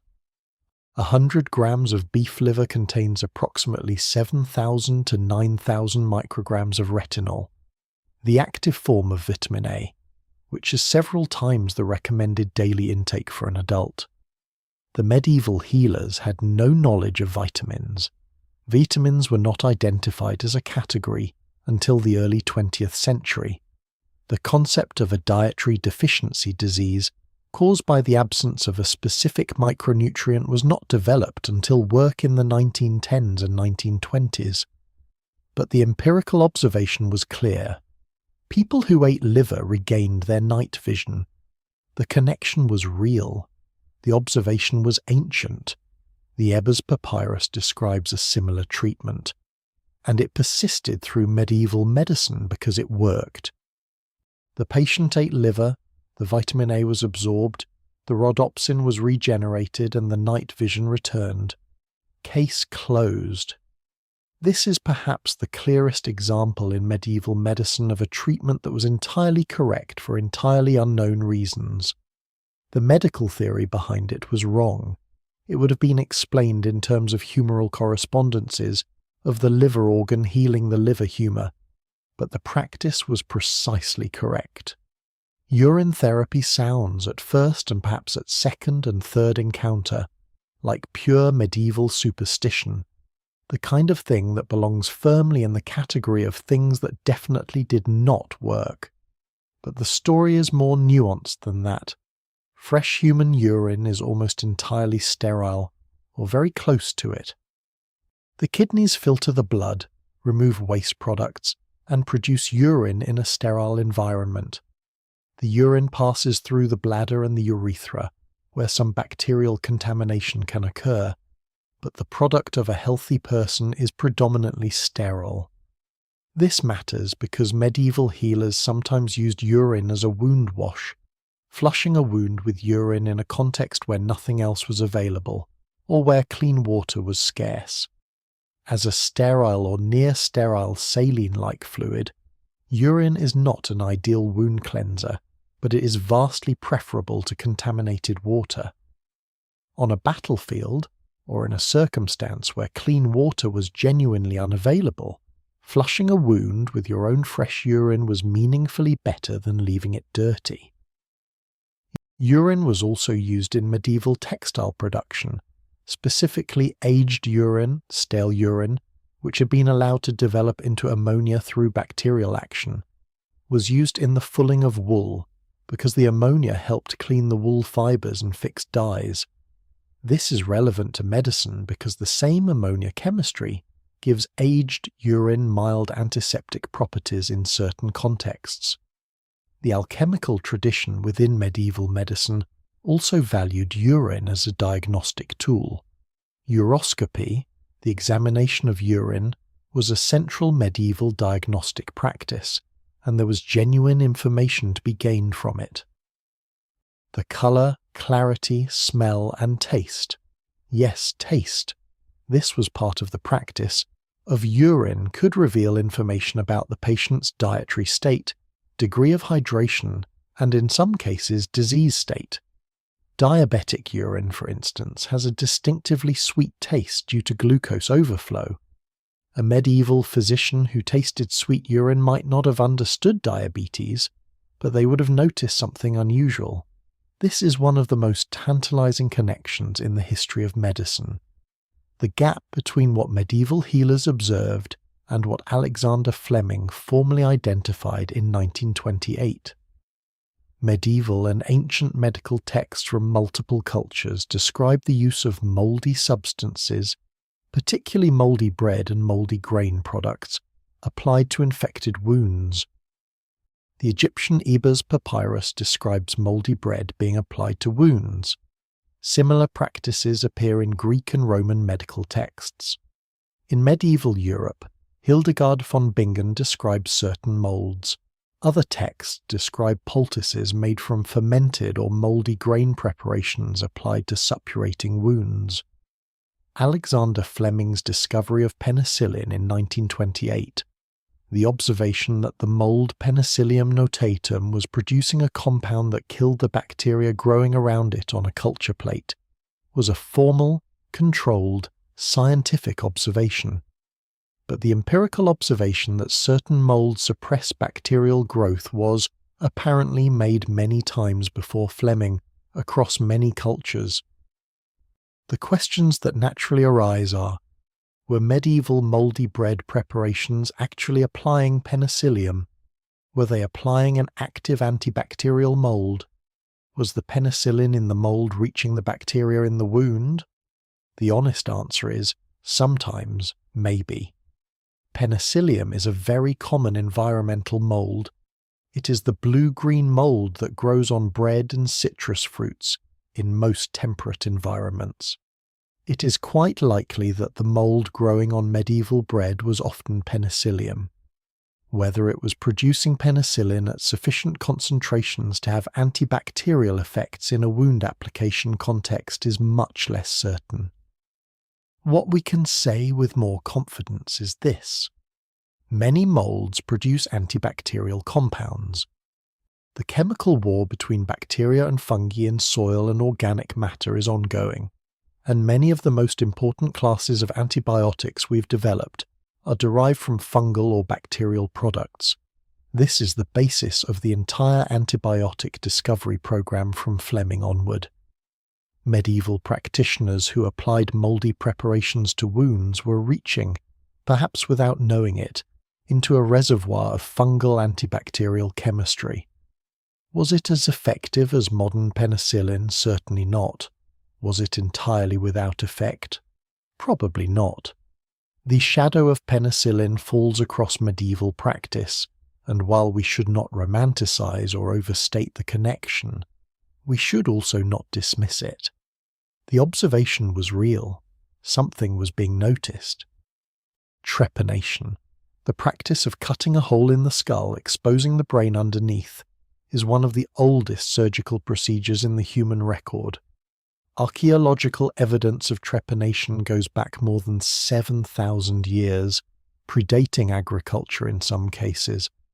In medieval Europe, trepanation was performed by skilled surgeons for specific indications: depressed skull fractures, where a fractured section of skull was pushed inward, pressing on the brain; epidural and subdural hematomas, collections of blood between the skull and the brain, or between the brain's membranes causing pressure and neurological symptoms, and sometimes for conditions attributed to evil spirits or worms in the head, a category that probably included seizure disorders, severe headaches, and psychiatric conditions.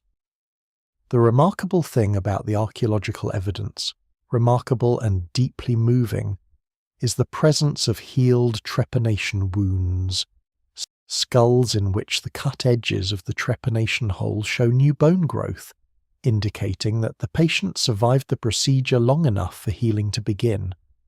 In many cases, this healing is extensive, months or years of bone growth, indicating long-term survival after an operation that opened the skull.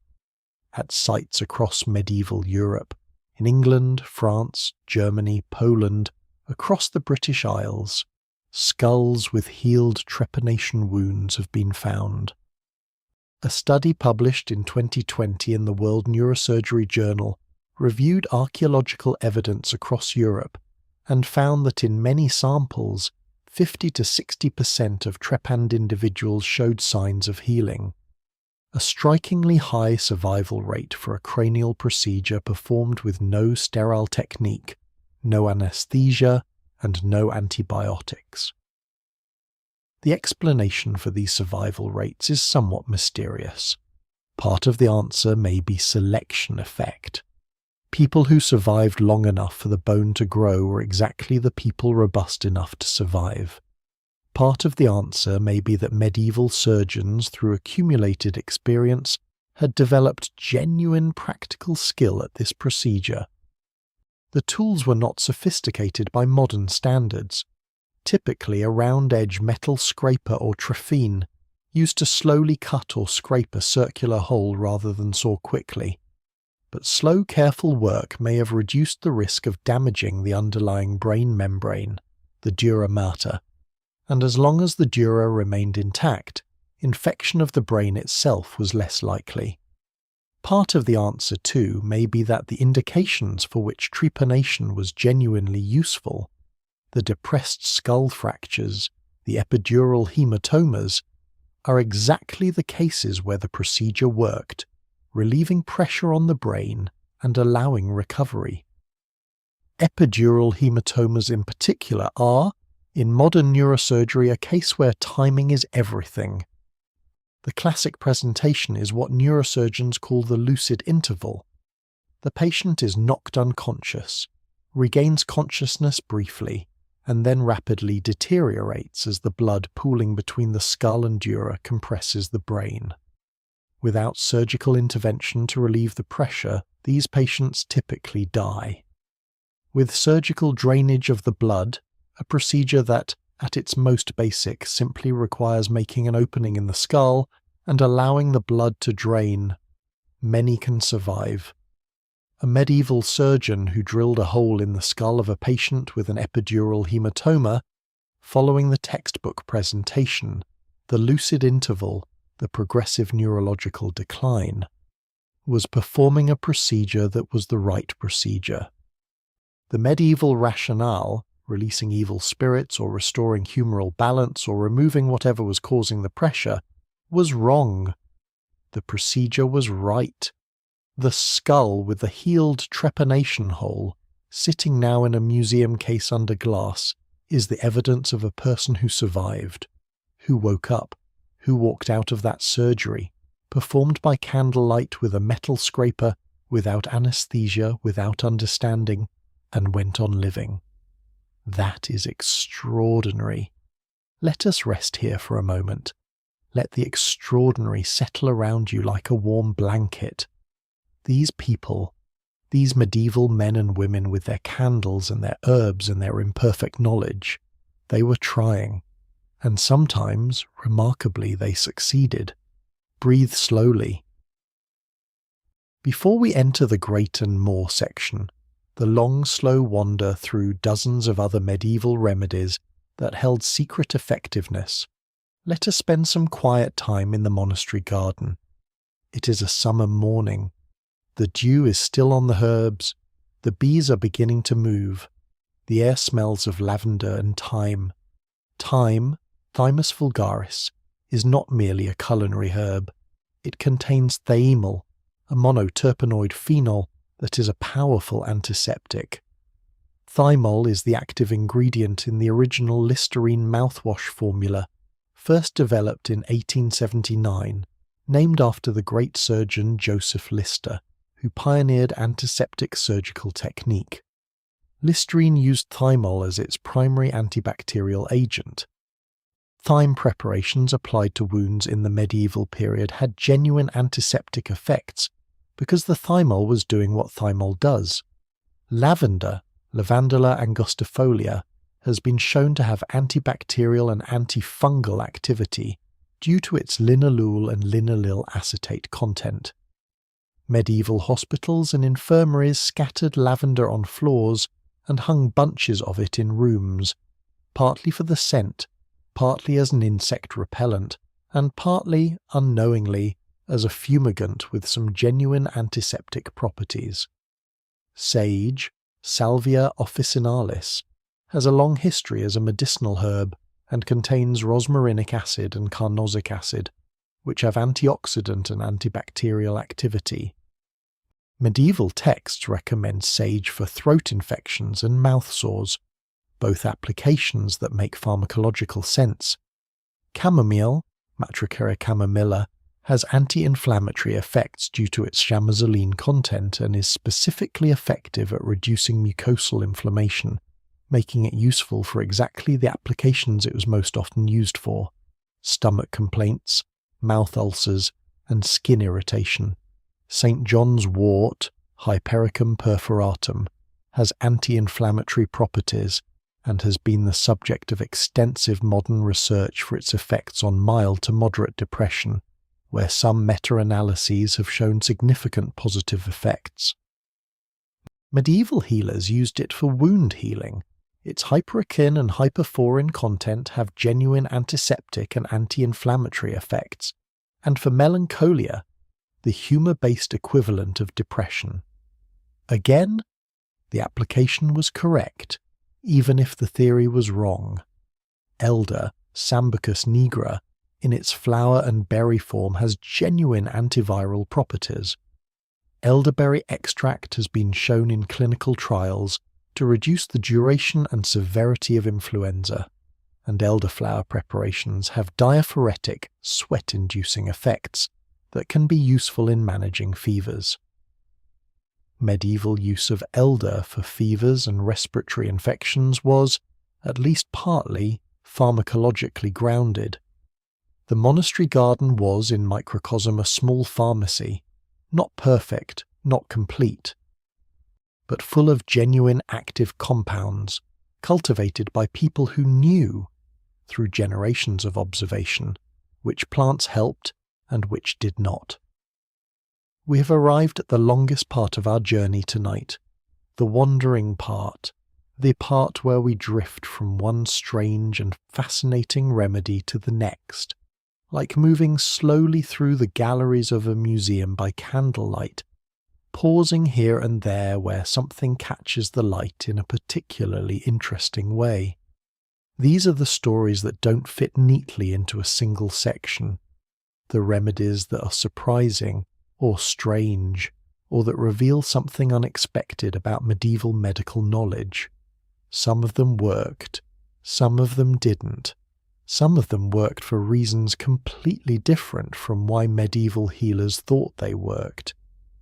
And some of them are simply bizarre and wonderful and worth knowing about. Pull the blanket a little closer. The fire is low and warm. We have the whole night.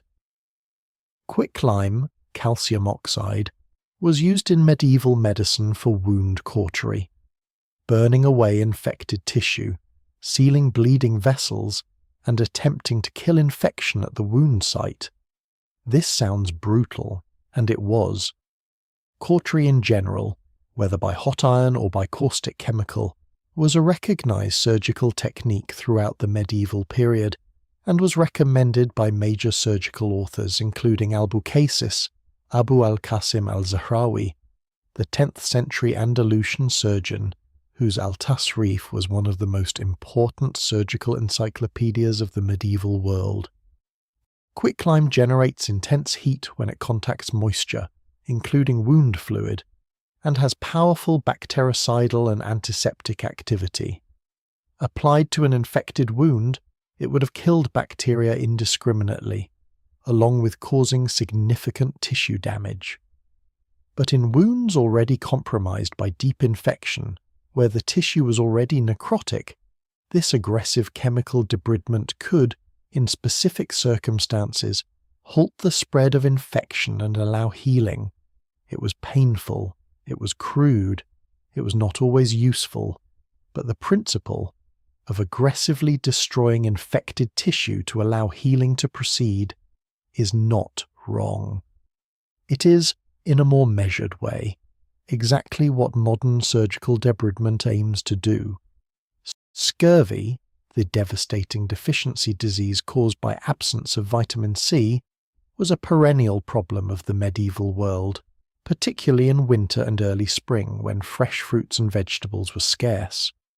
The symptoms of scurvy are deeply unpleasant: bleeding gums, loose teeth, easy bruising, poor wound healing, joint pain, and ultimately, if untreated, death. Medieval healers did not know about vitamin C, but they knew, through observation, that certain plants, consumed in late winter and early spring when fresh greens first appeared, prevented or reversed the constellation of symptoms we now call scurvy. Watercress, Nasturtium officinale, grows in clean running water year-round in much of Europe, including through winter. It is extraordinarily rich in vitamin C. 100 grams of watercress provides approximately 43 milligrams of vitamin C, roughly half the recommended daily intake. Medieval texts recommend watercress for a range of complaints that correspond in modern diagnostic language to scurvy, bleeding gums, weak joints, general debility in late winter. Similarly, wild garlic, Allium ursinum, appears in spring and is vitamin C rich.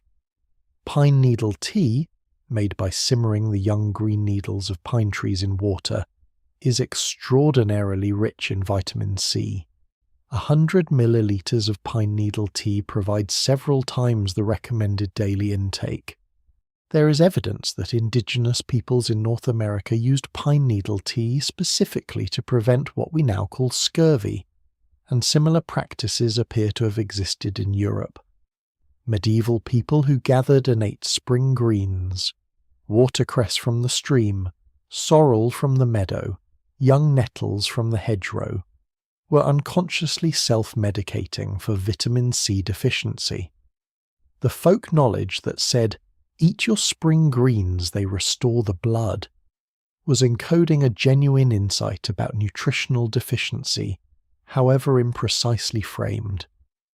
Medieval medicine included a category of preparations that were believed to work against all poisons and to strengthen the body against all disease. These were called alexipharmics, poison antidotes, or theriac. The concept of a universal antidote is ancient.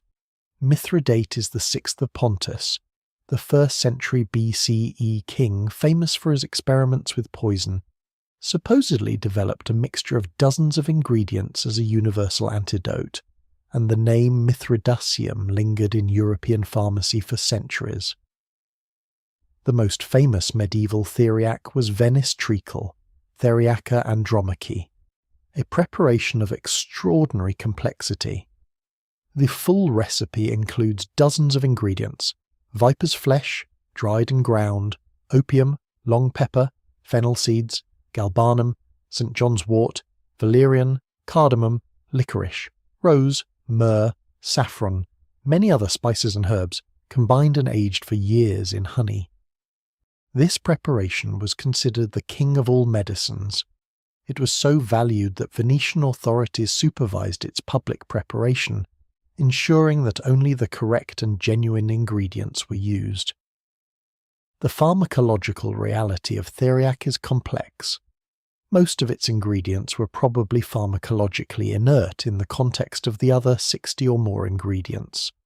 But some of them, opium, analgesic and sedative, St. John's wort, anti-inflammatory and in some research anxiolytic, valerian, sedative, licorice, anti-inflammatory, saffron, mood modulating, contains safranal, which has been investigated for antidepressant effects, had genuine activity. Whether the combination produced effects beyond the sum of its active parts is unknown. Theriac was expensive, complex to make, and prestigious, which meant it was as much a social object as a medical one. But the specific sub-ingredients with genuine activity were contributing something real to whatever effect the preparation had. St. Paul's potion, a simpler preparation popular in medieval England, was based on peony roots, combined with fennel and other aromatics in wine. Peony root contains compounds that have genuine anticonvulsant effects. The root was recommended specifically for epilepsy, and medieval texts describing its use for the falling sickness, epilepsy, are describing a plant whose active compounds do have measurable effects on neuronal excitability. The legend of Four Thieves vinegar is one of the great medical myths of the late medieval and early modern period. During a Great Plague, usually attributed to the bubonic plague outbreaks of the 14th century or the later outbreaks of the 17th, 4 thieves were supposedly arrested for robbing the homes of plague victims. When asked how they had managed to work among the infected without contracting the disease, they allegedly offered a recipe in exchange for leniency. The recipe varied in different tellings, but the core was strong vinegar infused with garlic, rosemary, sage, lavender, thyme, and other aromatic herbs. Now, the story is almost certainly legend, or at least heavily embellished, but the preparation itself is genuinely interesting. As we've already noted, garlic has allicin, a proven antibacterial compound.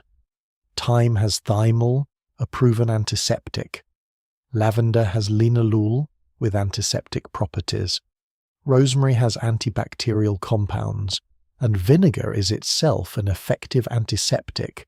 Acetic acid, the active component of vinegar, is antibacterial and antifungal, effective at the concentrations found in standard culinary vinegar against a range of pathogens. Bubonic plague is caused by Yersinia pestis, a bacterium transmitted primarily by the bite of infected fleas. No amount of vinegar rubbed on the skin would prevent flea bites or protect against the bacterium once the flea had bitten. So Four Thieves vinegar would not have protected against plague. But against secondary bacterial skin infections, against minor wound contamination, against a range of common pathogens, the preparation would have had genuine antiseptic effect. Applied as a skin wash or a cloth soaked in the preparation, it would have reduced bacterial load on the skin. In an era before hand hygiene, before any understanding of microbial transmission, this might have provided some real, if limited, protection against the bacterial infections that were a constant companion to medieval life. The Four Thieves, if they existed, may simply have been lucky in the time, the place, and the particular strain of plague, but they were carrying something real in their vinegar bottles. Scrofula, a term for what we now call cervical lymphadenitis caused by tuberculosis, producing characteristic swollen lymph nodes in the neck, was known in the medieval period as the king's evil. It was believed from at least the 11th century onward that the touch of the King of England or the King of France could cure it. The ceremony of the royal touch was practiced by English and French monarchs from Edward the Confessor and Philip I, respectively, and continued in England until Queen Anne touched Samuel Johnson, the great lexicographer, as an infant in 1712. In terms of what was actually happening, scrofula can remit spontaneously in some cases. The lymph nodes may enlarge for months and then, as the immune system brings the tuberculosis infection under control, begin to shrink. A patient who received the royal touch during the chronic phase of the illness might genuinely improve over the following weeks or months, not because of royal magic, but because of the natural course of the infection. The psychological dimension matters here too. The elaborate ceremony.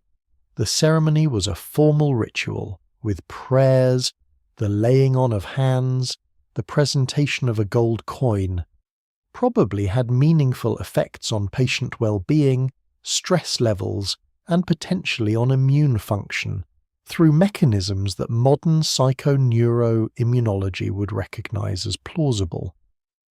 The therapeutic effect of certainty, of being cared for by the most powerful person in the kingdom, of being told you would recover, should not be dismissed entirely. The placebo effect is real. It is measurable. It involves genuine neurochemical changes. It is not imaginary.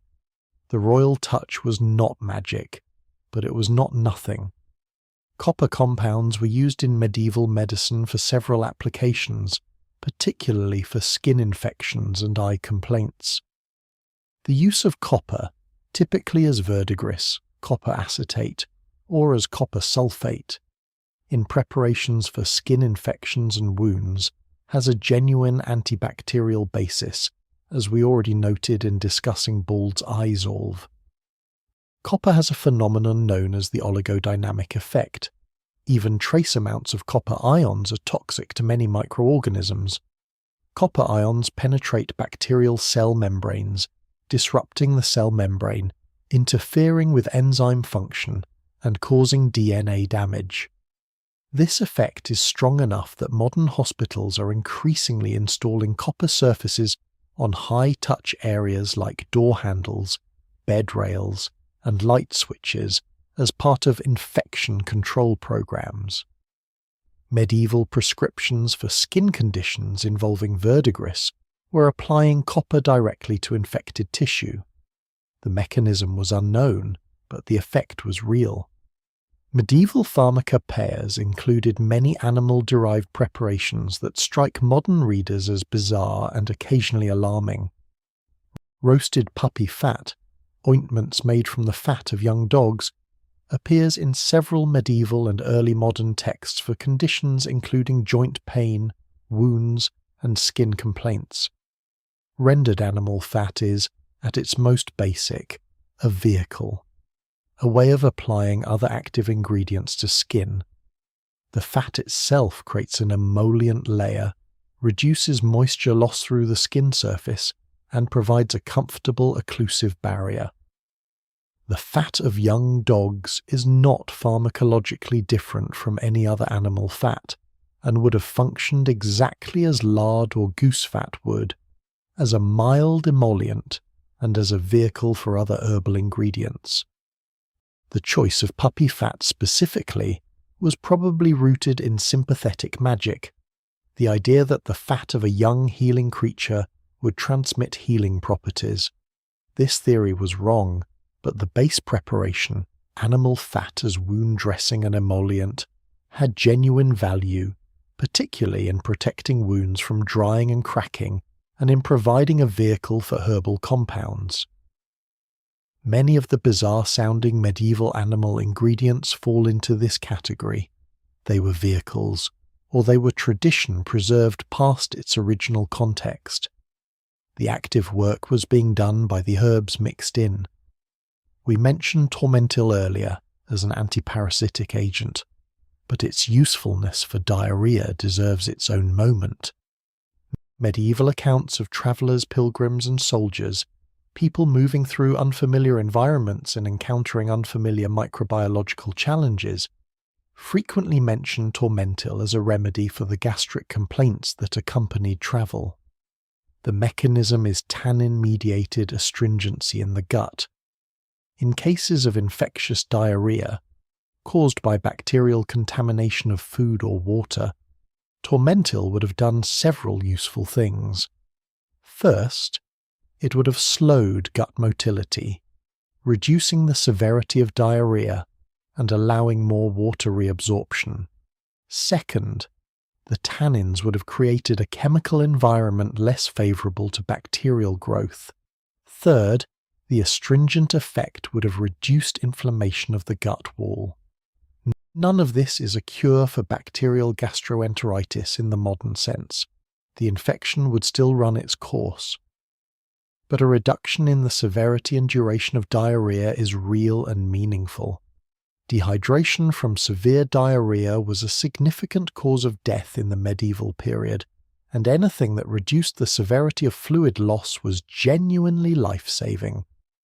Tormentil was being used for exactly this. Couch grass, Elymus repens, is a common European weed that most modern gardeners know only as an ineradicable pest, its white rhizomes spreading determinedly through any soil. Medieval healers used the juice of couchgrass rhizomes as a diuretic preparation. for urinary complaints, including difficulty urinating, urinary infections, and kidney stones. The diuretic effect of couch grass, its ability to increase urine production, has been demonstrated in modern pharmacological studies. The compounds responsible appear to be agropyrin and a range of polysaccharides that have genuine diuretic and mild anti-inflammatory effects on the urinary tract. For the specific condition of urinary tract infections, bacterial infections of the bladder and urethra, flushing the urinary tract with increased urine volume is genuinely helpful. Increased urine flow physically washes bacteria out of the bladder and urethra, reducing bacterial load. Modern advice for UTIs includes drinking plenty of fluids for exactly this reason. The medieval patient drinking couch grass preparations was achieving a similar result. The astringent compounds in couch grass would also have had some direct antibacterial effect within the urinary tract, and the anti-inflammatory compounds would have reduced the discomfort of the infection. This is, again, not a cure in the modern sense, but it is treatment with genuine mechanisms. The medieval physician reaching for couch grass when a patient complained of painful urination was reaching for something with a real effect. Milk thistle, Silybum marianum, with its distinctive prickly leaves marked with white veining, was used in medieval medicine for liver and gallbladder complaints. Medieval texts describe it for conditions of the liver, for jaundice, and for digestive complaints associated with liver dysfunction. The active compounds in milk thistle seeds, a group of flavonolignanes collectively called silymarin, have been the subject of extensive modern research, and the evidence is surprisingly robust. Silymarin has hepatoprotective effects. It reduces oxidative stress in liver cells, stimulates the regeneration of liver cells, and inhibits the uptake of some toxins into hepatocytes, liver cells. It has been specifically investigated as a treatment for alcoholic liver disease, toxic liver injury, including certain mushroom poisonings, and chronic hepatitis, with positive results in multiple clinical trials. Milk thistle extract is now one of the most widely sold herbal supplements in the world, and its use in liver disease has enough clinical evidence behind it to be included in some European clinical guidelines for liver conditions. The medieval healer who prescribed milk thistle for liver complaints was using a plant whose active compounds have genuine, measurable, clinically relevant effects on the liver. Across an enormous distance of time and medical knowledge, the application was correct. Valerian root, Valeriana officinalis, was used throughout the medieval period as a treatment for the shaking, possibly epilepsy or other neurological conditions, for anxiety, for difficulty sleeping, and for palpitations of the heart. The root has a powerfully distinctive smell when dried, earthy, somewhat pungent, described variously as dirty socks or earthy cheese, that made it immediately recognizable. Modern research on valerian has been mixed and somewhat inconclusive, but several studies have found that valerian root preparations reduce the time to sleep onset and improve sleep quality, with effects comparable to some pharmaceutical sleep aids in mild insomnia. The mechanism is not fully understood. Several compounds in valerian root, including valerianic acid and isovaleric acid, appear to act on GABA receptors in the brain, producing sedation through a mechanism similar to but much milder than benzodiazepines. For the medieval patient who could not sleep, and insomnia is described with some frequency in medieval medical texts, usually attributed to humoral imbalance or anxiety of the spirit, valerian was a gentle plant-based sedative. Whether it was working at full clinical significance or producing only a partial effect, it was not without any effect. The medieval healer prescribing valerian root for sleeplessness was prescribing something with genuine pharmacological activity. The direction was right. Plantain, not the banana relative, but Plantago major or Plantago lanceolata, the low-growing rosette weed found on paths and roadsides across Europe, was one of the most widely used wound herbs of the medieval period.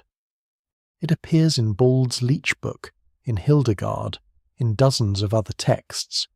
It was applied crushed or as a poultice to insect stings, minor wounds, burns, and skin inflammations. The use of plantain as a wound herb makes sense. The leaves of plantago contain orcubin, a glycoside with anti-inflammatory properties, allantoin, the same compound we encountered in snail mucus promoting cell regeneration, mucilage, soothing and wound protective, and tannins, astringent, reducing bleeding and bacterial load. A poultice of crushed plantain leaves applied to a sting or a minor wound was delivering several active compounds directly to the site of injury. The anti-inflammatory orcubin would have reduced swelling. The allantoin would have promoted healing. The tannins would have reduced minor bleeding and inhibited bacteria, and the mucilage would have created a moist wound environment conducive to healing. Plantain was, in effect, a multi-mechanism wound treatment growing in every ditch and on every path in medieval Europe. It was free, it was available everywhere, and it genuinely helped. No wonder it was one of the most popular remedies in the medieval herbalist repertoire. In Anglo-Saxon writing, plantain was sometimes called way bread, the bread of the way, the plant of paths. A herb so common it grew where people walked, so useful it was woven into the most basic healing traditions. Comfrey, Symphytum officinale, was called knitbone in medieval English, a name that perfectly encapsulates what medieval healers believed it could do: knit broken bones. It was used as a poultice applied to fractures, sprains, and bruises, and it was taken internally for various complaints. Comfrey contains allantoin. Again, this compound appears repeatedly and in significant quantities in comfrey compared to other plants, and rosmarinic acid. Modern research has confirmed that topically applied comfrey preparations accelerate bone healing and reduce pain and swelling in fractures and sprains. Several clinical trials of comfrey root extract for bone fractures and ankle sprains have found statistically significant effect compared to placebo. There is a caution.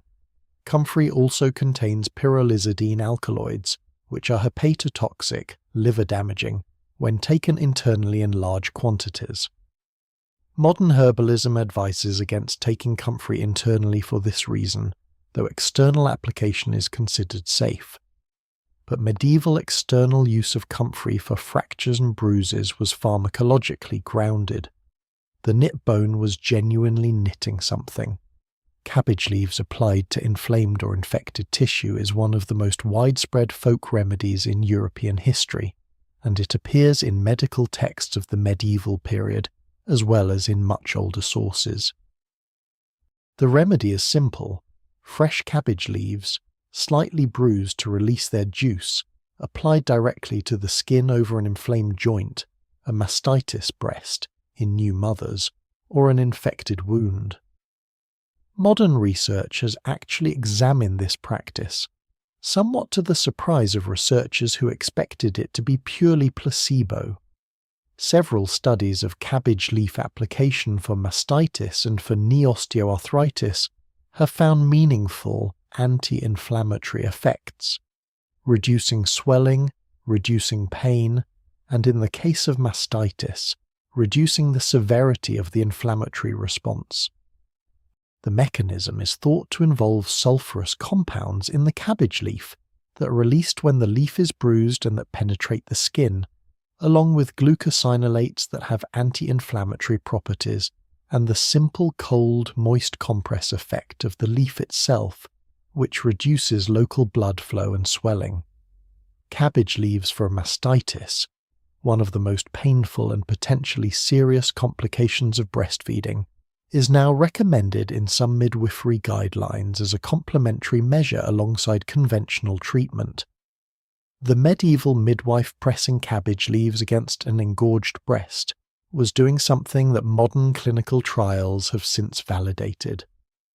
Yarrow, Achillea millefolium, takes its Latin name from the mythological archer Achilles, who was said to have used it to staunch the wounds of his soldiers. Whether or not the myth reflects genuine use, the pharmacological activity is real. Yarrow contains compounds, including achilline, a quaternary ammonium base, and a range of flavonoids, that promote blood clotting and vasoconstriction, narrowing of blood vessels. Applied as a fresh herb poultice or as a powder to a bleeding wound, yarrow genuinely reduces bleeding, a styptic effect that has been confirmed in several studies. On a medieval battlefield, or in a surgery, or in the everyday context of cuts and lacerations that medieval life inevitably produced, having a styptic herb, one that actually stopped bleeding, was enormously valuable. Yarrow grew widely across Europe. It was recognizable, easy to use, and it worked. The medieval name for yarrow in many traditions was soldier's herb or woundwort, names that carry the memory of its use in wound management across many centuries. Feverfew, Tanacetum parthenium, was used in medieval medicine primarily for fevers, as its common name suggests. But it also appears in text for head pain, for joint pain, and for conditions of the womb. In modern medicine, feverfew is best known as a prevention for migraine headache. Clinical trials have shown that taking feverfew extract regularly reduces the frequency and severity of migraine attacks, though it is not effective for treating an acute migraine once it has begun. The mechanism involves parthenolide, a sesquiterpene lactone in feverfew that inhibits platelet aggregation, clumping, and reduces the release of serotonin from platelets, factors that play a role in migraine pathophysiology. Medieval headache and head pain is a complex category that almost certainly included migraines. The descriptions in medieval texts of one-sided headache with visual disturbances and nausea are recognizable to any modern neurologist. If feverfew was being used for these patients, as some of the texts suggest, it may have been providing genuine preventive benefit. Ginger, Zingiber officinale, arrived in medieval Europe via trade routes from Asia, first as a luxury spice and then, as trade expanded and prices fell somewhat, as an increasingly available medicinal herb. Medieval physicians valued it for digestive complaints, for warming the stomach, for nausea, and for motion sickness. Ginger's effectiveness for nausea is one of the best studied effects of any herbal remedy. Multiple randomized controlled trials have demonstrated that ginger preparations, fresh, dried, or extracted, significantly reduce nausea in contexts including post-operative nausea, chemotherapy-induced nausea, and pregnancy-related nausea, morning sickness. The mechanism involves compounds called gingerols and shogalls that act on serotonin receptors in the digestive tract, reducing the nausea signals. Medieval patients given ginger for nausea were receiving a genuine anti-nausea treatment. The medieval apothecary who stocked ginger, at some expense given its import cost, was stocking something that worked. Licorice, Glycyrrhiza glabra, appears throughout medieval medical text for respiratory complaints, coughs, hoarseness, chest tightness, and sore throat. The sweet, distinctive flavour of licorice came from glycyrrhizin, a compound about 50 times sweeter than sugar, but the medicinal activity comes from a range of glycyrrhizin derivatives and flavonoids. Glycyrrhizin and its metabolite glycyrrhetinic acid have anti-inflammatory effects on mucous membranes, expectorant effects, helping to loosen and move mucus from the airways, and direct antiviral activity against some respiratory viruses. Modern research has explored licorice root for respiratory conditions and found genuine positive effects, though long-term high-dose use carries cardiovascular risks due to its effects on cortisol metabolism. For the medieval patient with a cough, a sore throat, or a hoarse voice, licorice root preparations were genuinely soothing and genuinely therapeutic. The sweetness made them pleasant to take. The anti-inflammatory compounds reduced mucosal inflammation, and the expectorant effect helped clear mucus. Medieval cough medicine actually worked. Alongside willow bark, meadowsweet, Filipendula ulmaria, was one of the most important natural sources of salicylate compounds in medieval European medicine. The plant grows in wet meadows and along riverbanks, and was used for fever, pain, and digestive complaints, particularly for what sounds like gastric acidity or ulcers. Fascinatingly, meadowsweet contains salicylate derivatives, but also contains compounds that coat and protect the stomach lining, tannins and mucilaginous polysaccharides that form a protective layer on the gastric mucosa. This means that meadowsweet provides pain and fever relief via the salicylates, while simultaneously protecting the stomach from the gastric irritation that salicylate compounds can cause, the same gastric irritation that is the primary side effect of modern aspirin. This makes meadowsweet pharmacologically superior as a natural remedy to raw salicin from willow bark alone. It was, in a sense, a naturally buffered aspirin. Whether medieval healers consciously recognized this advantage or simply used meadowsweet because it worked, we cannot know. But the plant itself had evolved a chemistry that minimized its own side effects. The name aspirin, when it was synthesized in 1897, was derived partly from the old botanical name for meadowsweet, Spirea ulmaria, the A of aspirin referencing acetyl, and the spirin referencing spirea. So aspirin carries in its very name a memory of meadowsweet. We mentioned elderberry briefly earlier, but the elder tree deserves more space. Both the flowers and the berries of Sambucus nigra have genuine pharmacological activity. Elderberry preparations, specifically standardized elderberry extract, have been tested in multiple randomized controlled trials for influenza. The results have been consistently positive. Elderberry extract reduces the duration of flu illness and reduces its severity in studies comparing it to placebo. The mechanism appears to involve inhibition of viral replication. Flavonoids in elderberry interfere with the virus's ability to attach to and enter cells, as well as immune stimulation.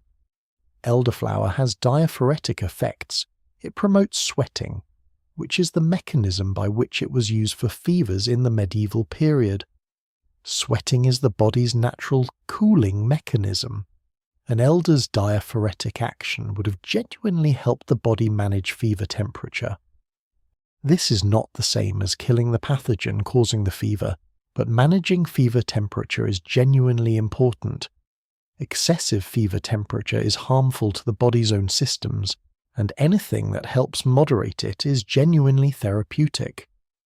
Medieval gardens often featured elder trees, sometimes planted specifically for their medicinal utility. Elderberry wine and elderflower cordial were medicinal preparations as much as pleasurable beverages.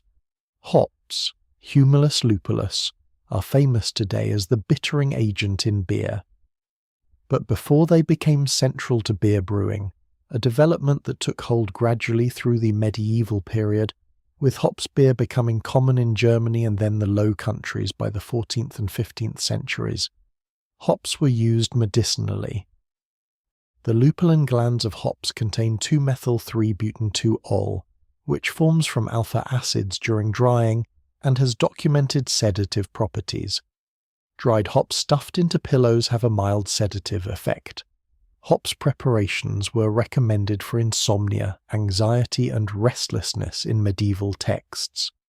The same sedative chemistry that gives a beer its relaxing quality was being deliberately harnessed for medical purposes.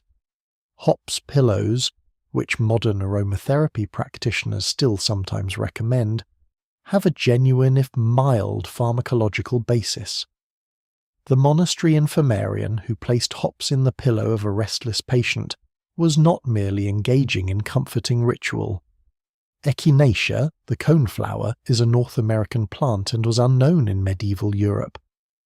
But several European plants in related traditions, particularly purple coneflower relatives and plants like elecampane, Inula helenium, and boneset, served similar immune-stimulating roles in medieval medicine. Elecampane in particular has a long history of use for respiratory infections, and modern research has found that inulin, a polysaccharide in elecampane root, has significant immunomodulatory effects. It stimulates the activity of macrophages, the immune cells responsible for engulfing and destroying pathogens. This would genuinely support the immune response during respiratory infections. Medieval Europe had a tradition that historians call corpse medicine, therapeutic preparations made from parts of human cadavers. This sounds shocking, and it is, but it was a serious medical tradition with classical roots that persisted into the early modern period. The most common corpse medicine preparations included human skull powder, recommended for epilepsy and stroke, human blood, taken from executed criminals, sometimes drunk fresh at the scaffold for epilepsy, human fat, applied externally for joint pain and wounds, and human liver for various conditions. Some of these preparations have no pharmacological basis that can be detected. The skull powder for epilepsy, for instance. There is no obvious mechanism by which powdered human skull would affect seizure frequency. This belongs to sympathetic magic. The skull is the container of the head, and its sympathy with head complaints would seem logical to a medieval thinker. But some are more interesting. Human blood contains iron in the form of hemoglobin. Fresh blood drunk immediately after death, before iron oxidizes significantly, is a genuine source of bioavailable iron. In a patient suffering from severe iron deficiency anemia, an acute dose of iron-rich blood might plausibly have had a meaningful effect on their condition. The therapeutic use of blood transfusion, delivering blood directly into the circulation, is now a cornerstone of modern medicine. The medieval approach was primitive, oral rather than intravenous, and fraught with disease risk. But the intuition that blood contained something therapeutically valuable was not wrong. Human fat applied to joints would have acted as an emollient and lubricant, functionally similar to other animal fat applications, no better and no worse. The human origin would not have added pharmacological value, but neither would it have removed the baseline emollient effect of the fat. Corpse medicine occupies an uncomfortable space, partly sympathetic magic, partly humoral theory, and occasionally by accident a framework that captured some genuine biology. The plague doctors of the late medieval and early modern period, those extraordinary figures in their long leather gowns and wide-brimmed hats and beaked masks, moving through plague-stricken cities like dark birds, are among the most iconic images of medieval medicine. The beak mask was, in its own misguided way, a genuine attempt at protective equipment. The long beak was filled with aromatic herbs and spices, rose petals, cloves, camphor, mint, amber, myrrh, lavender, and a range of others depending on the preparation. The theory was miasma, that plague spread through poisonous air, bad air rising from decaying organic matter, and the aromatic beak was intended to filter and purify the air breathed by the physician, preventing the bad air from entering the body. The miasma theory was wrong about the mechanism of plague transmission. Yersinia pestis is carried by fleas, not by air. But several of the herbs packed into those beak masks have genuine antimicrobial properties, and in a situation where the physician was moving through environments saturated with fleas and potentially with other airborne pathogens, a mask, even an imperfect one filled with aromatic herbs, would have provided some physical barrier to flea access to the face, and the concentrated aromatic compounds would have had some genuine antiseptic effect in the immediate inhalation zone. Moreover, the leather gowns, wide-brimmed hats and gloves of the full plague doctor costume were genuine barrier protection against flea bites, the primary transmission route of bubonic plague. A physician fully clothed from head to foot in leather and hat, breathing through a herb-filled beak, was genuinely less likely to be bitten by fleas than an unprotected person. The costume was, from the perspective of flea prevention, reasonably effective personal protective equipment. The plague doctors did not know this was what they were doing, but their costume worked, for reasons that had nothing to do with their miasma theory, and plague physicians who wore it consistently probably did have some survival advantage over those who did not. Medieval oral hygiene was more sophisticated than popular imagination suggests. The use of herbal chewing sticks, twigs from plants with known antibacterial activity, used to clean the teeth, was widespread in the medieval world, drawing on both European and Arabic traditions. Miswak, the chewing stick made from twigs of the Salvadora persica tree, used in Islamic tradition, contains natural fluoride, silica, a mild abrasive for cleaning, and a range of antibacterial compounds including benzyl isothiocyanate. Studies have compared miswak use to toothbrushing with fluoride toothpaste, and found equivalent or superior plaque reduction with the chewing stick. In European practice, elm twigs, hazel twigs, and twigs from other plants were used for similar purposes. Bald's Leech book includes teeth cleaning preparations. Hildegard von Bingen recommends chewing sage for dental health, and as we noted, sage contains antibacterial compounds. The medieval understanding was that clean teeth were healthy teeth, and the aromatic plants used to clean them were, in many cases, actively contributing antibacterial compounds to the oral environment.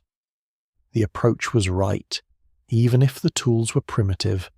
Juniper, Juniperus communis, was burned in medieval homes and hospitals as a fumigant, releasing aromatic smoke that was believed to purify the air and protect against disease. In the context of miasma theory, this was logical. Juniper smoke contains volatile oils including alpha-pinene and terpenen-4-ol, compounds that have documented antimicrobial activity. In enclosed spaces, the smoke from burning juniper would raise the concentration of these volatile antimicrobial compounds in the air, potentially reducing the viability of airborne pathogens. Medieval hospitals that burned juniper were doing something that modern air purification research might recognize as having a kernel of truth. Volatile terpene compounds in sufficient concentration do have measurable antimicrobial effects on airborne microorganisms. The effect is not dramatic, and smoke also brings its own respiratory hazards. But the practice was not without any biological basis. Similarly, rosemary and other aromatic herbs burned or strewn in hospital spaces contributed volatile antibacterial compounds to the room environment. In one of the most striking examples of medieval surgical innovation, practitioners in the Mediterranean world, drawing on Arabic medical tradition that had been transmitted through the great school at Salerno, developed what they called the soporific sponge, or sleeping sponge. This was a sea sponge soaked in a solution of narcotic herbs, typically a combination of opium, henbane, and sometimes hemlock or mandrake, dried and then rehydrated with water and held under the patient's nose before surgery. The idea was simple and ingenious. Rather than having the patient drink a narcotic preparation, which involved the risk of incorrect dosing, vomiting, and unpredictable absorption, the surgeon would hold the soaked sponge close to the patient's face, allowing inhalation of the volatile narcotic compounds.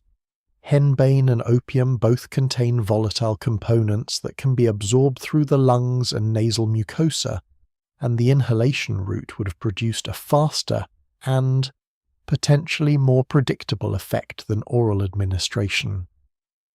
The soporific sponge appears in surgical text from the 12th century onward, including in the Great Surgical Encyclopedia of Albucasis. The Bamberg surgery, a German surgical text from around 1200, describes it in detail. Roger of Salerno, writing in the same period, recommends it for surgical procedures. Whether the soporific sponge worked as reliably as modern inhalational anesthetics? Absolutely not. Whether it produced any meaningful narcosis at all? In at least some cases, almost certainly yes. The volatile alkaloids in henbane are genuinely absorbed via inhalation, and henbane-soaked sponges would have released hyoscine into the air around the patient's face. The effect would have been variable, unreliable, and potentially dangerous. But the concept, inhalational narcosis for surgery, is the same concept that underlies modern anesthetic gases. The soporific sponge is in this sense a direct predecessor of the ether cone and the chloroform-soaked cloth of 19th century surgery, which are themselves the predecessors of modern balanced anesthesia. The idea moved forward across the centuries, being refined and improved and made safer, until it became the extraordinarily precise art of modern anesthesiology. No discussion of medieval medicine can be complete without spending some time in the great tradition of Arabic medicine, which was, for much of the medieval period, the most advanced medical system in the world. While Western Europe was emerging slowly from the disruption of the early medieval centuries, rebuilding its institutions, recovering its texts, beginning to refound its schools, the Islamic world had preserved and extended Greek medical knowledge in extraordinary ways, adding to it through systematic clinical observation, through hospital medicine of remarkable sophistication, and through pharmacological knowledge that dwarfed anything available in contemporary Christian Europe. The greatest figure of this tradition, for our purposes, though the tradition included dozens of brilliant minds, was Ibn Sina, known in the Latin West as Avicenna, who was born in 980 CE in a village near Bukhara in what is now Uzbekistan, and who died in 1037 CE in the Persian city of Hamadan. He was one of the most remarkable intellects of the medieval world, a philosopher, a jurist, a poet, an astronomer, and above all a physician of extraordinary range and depth.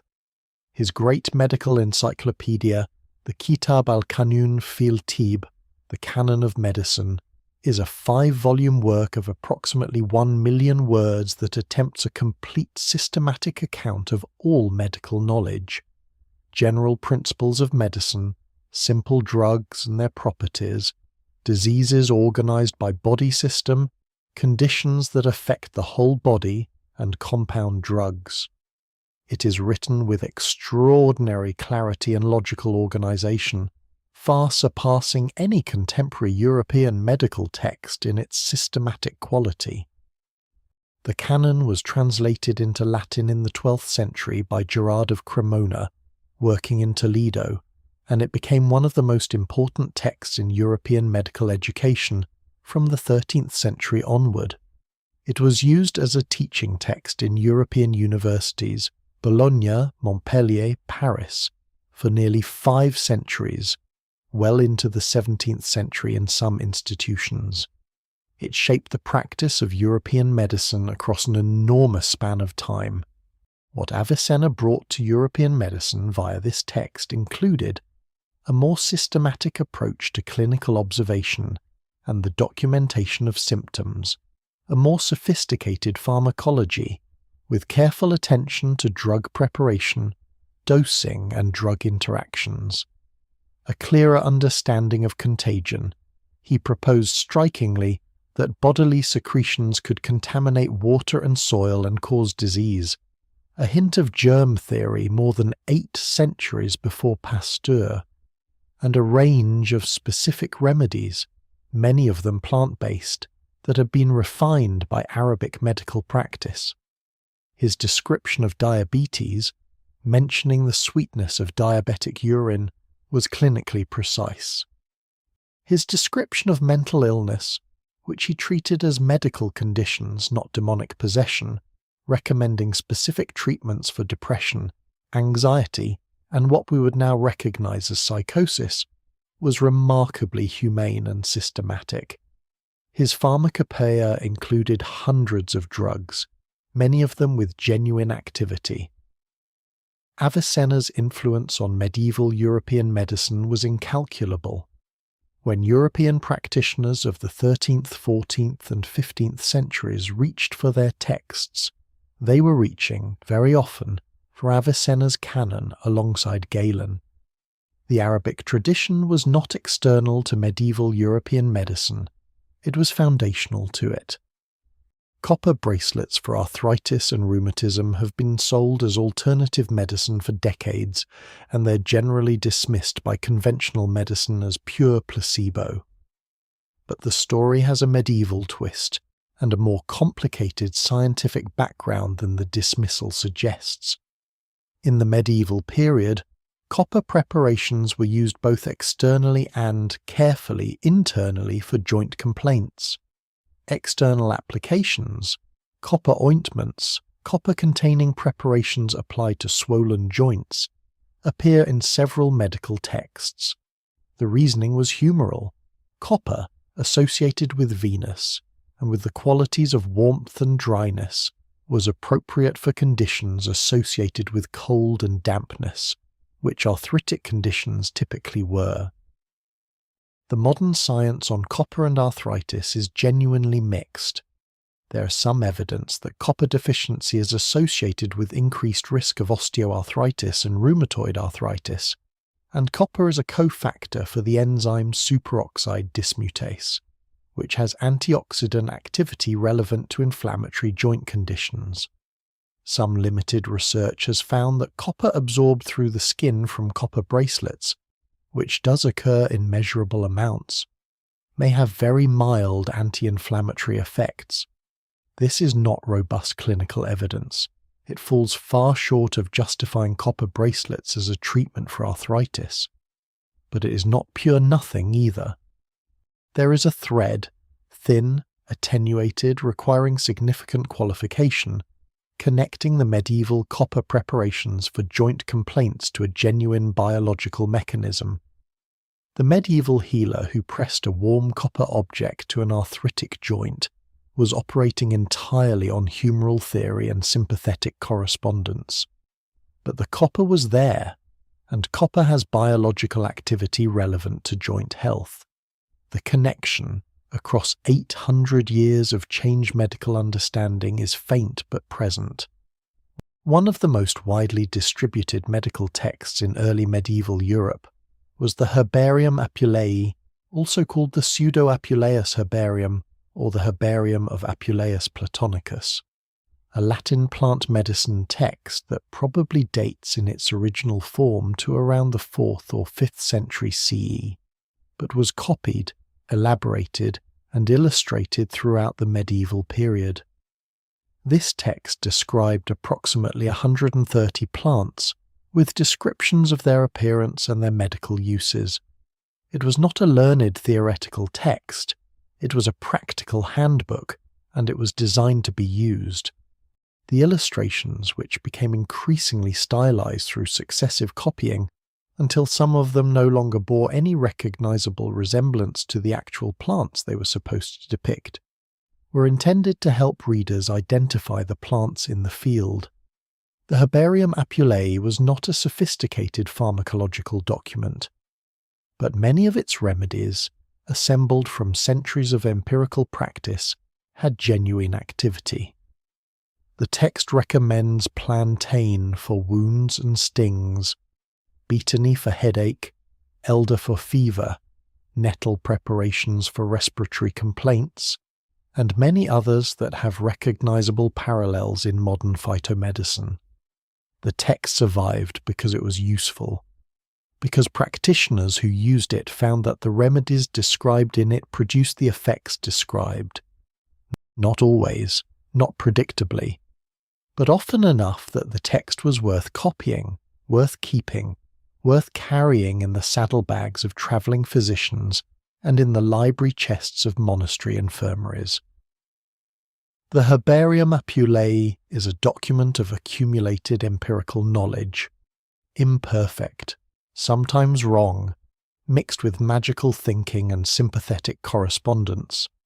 But the plants in it were real, and many of their effects were real, and the text preserved that knowledge through the turbulent centuries of the early medieval period until more sophisticated pharmacological analysis became possible.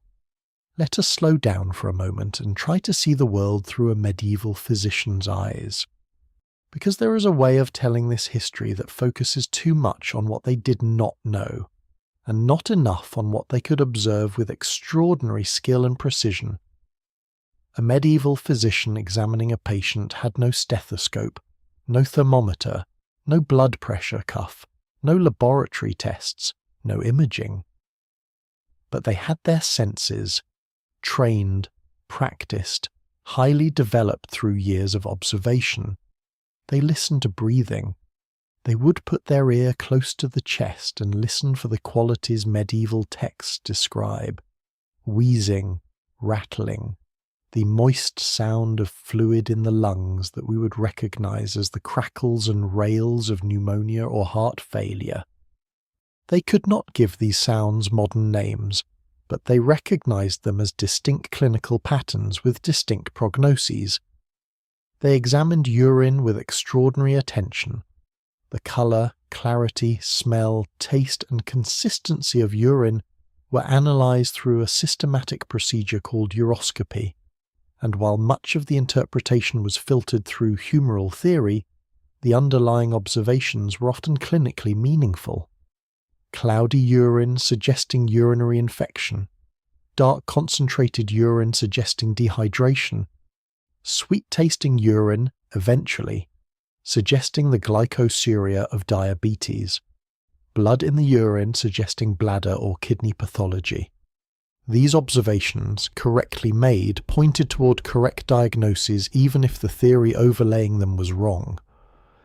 They examined the pulse with the sophistication that Western medicine has somewhat lost, drawing heavily on the Arabic tradition, particularly on the pulse theory of Ibn Sina, which was in turn based on Galen's extensive pulse doctrine. Medieval physicians would spend considerable time with a patient's pulse, noting its rate, its rhythm, its quality, its strength, its tension. They distinguished many different pulse types, each associated with specific conditions. Some of these distinctions, the irregular pulse, associated with what we would call cardiac arrhythmia, the wiry pulse associated with hypertension, the thready pulse associated with shock, have real clinical correlates. They looked at the eyes. The whites of the eyes, the sclera, could show jaundice, the yellowing of liver disease, before it became visible anywhere else on the body. The pupils could show whether a head injury was progressing badly. The clarity of the cornea, the colour of the iris, the presence of opacities all gave information about systemic health. They looked at the skin, pallor suggesting anemia, the ash-grey pallor of severe systemic infection, the specific rash patterns of diseases like smallpox or measles or erysipelas, each recognisable once you had seen them, the jaundice of liver disease, the cyanosis, the blue-grey tinge of severe respiratory or cardiac failure. They smelled the patient's breath. Ketoacidosis in diabetic patients produces a distinctive sweet, fruity smell that experienced practitioners recognized.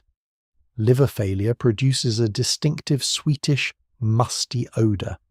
Certain infections produce characteristic odors. A medieval physician who could not diagnose diabetic ketoacidosis by modern criteria was nonetheless recognizing something specific and unusual when a patient's breath smelled of something sweet and faintly of acetone. In all of this, in the careful clinical observation, the systematic examination, the pattern recognition built across years of practice, medieval physicians were doing something genuinely valuable.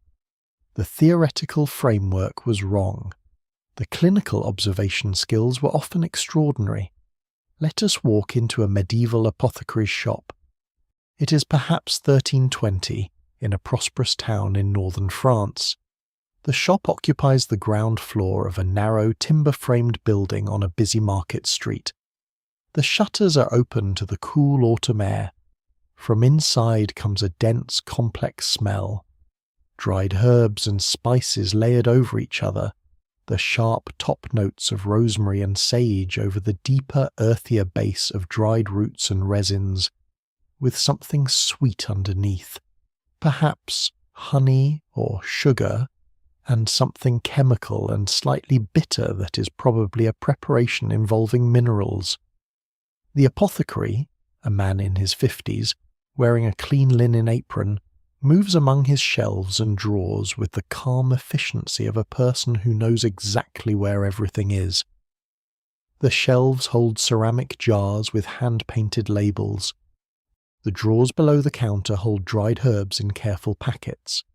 On the counter, an elaborate set of small scales with brass weights, used to measure precise quantities of expensive substances like saffron, cloves, and the imported spices that make the difference between a good preparation and a mediocre one.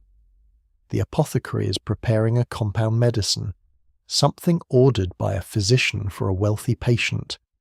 He measures, with the brass scales, a small quantity of theriac, the complex universal antidote, purchased as a finished preparation from specialists. He combines it with powdered ginger, dissolving both in a precise quantity of wine. He adds a measured amount of something from a very small, carefully sealed jar. Opium, probably, though he would call it by a different name. He stirs. He pours into a small glass vessel and seals it with wax. On the wall behind him, a poster-like text, hand-written in a careful Gothic script, lists the standard preparations available in the shop. Syrups, electuaries, pastes made with honey or sugar, designed to be licked from a spoon.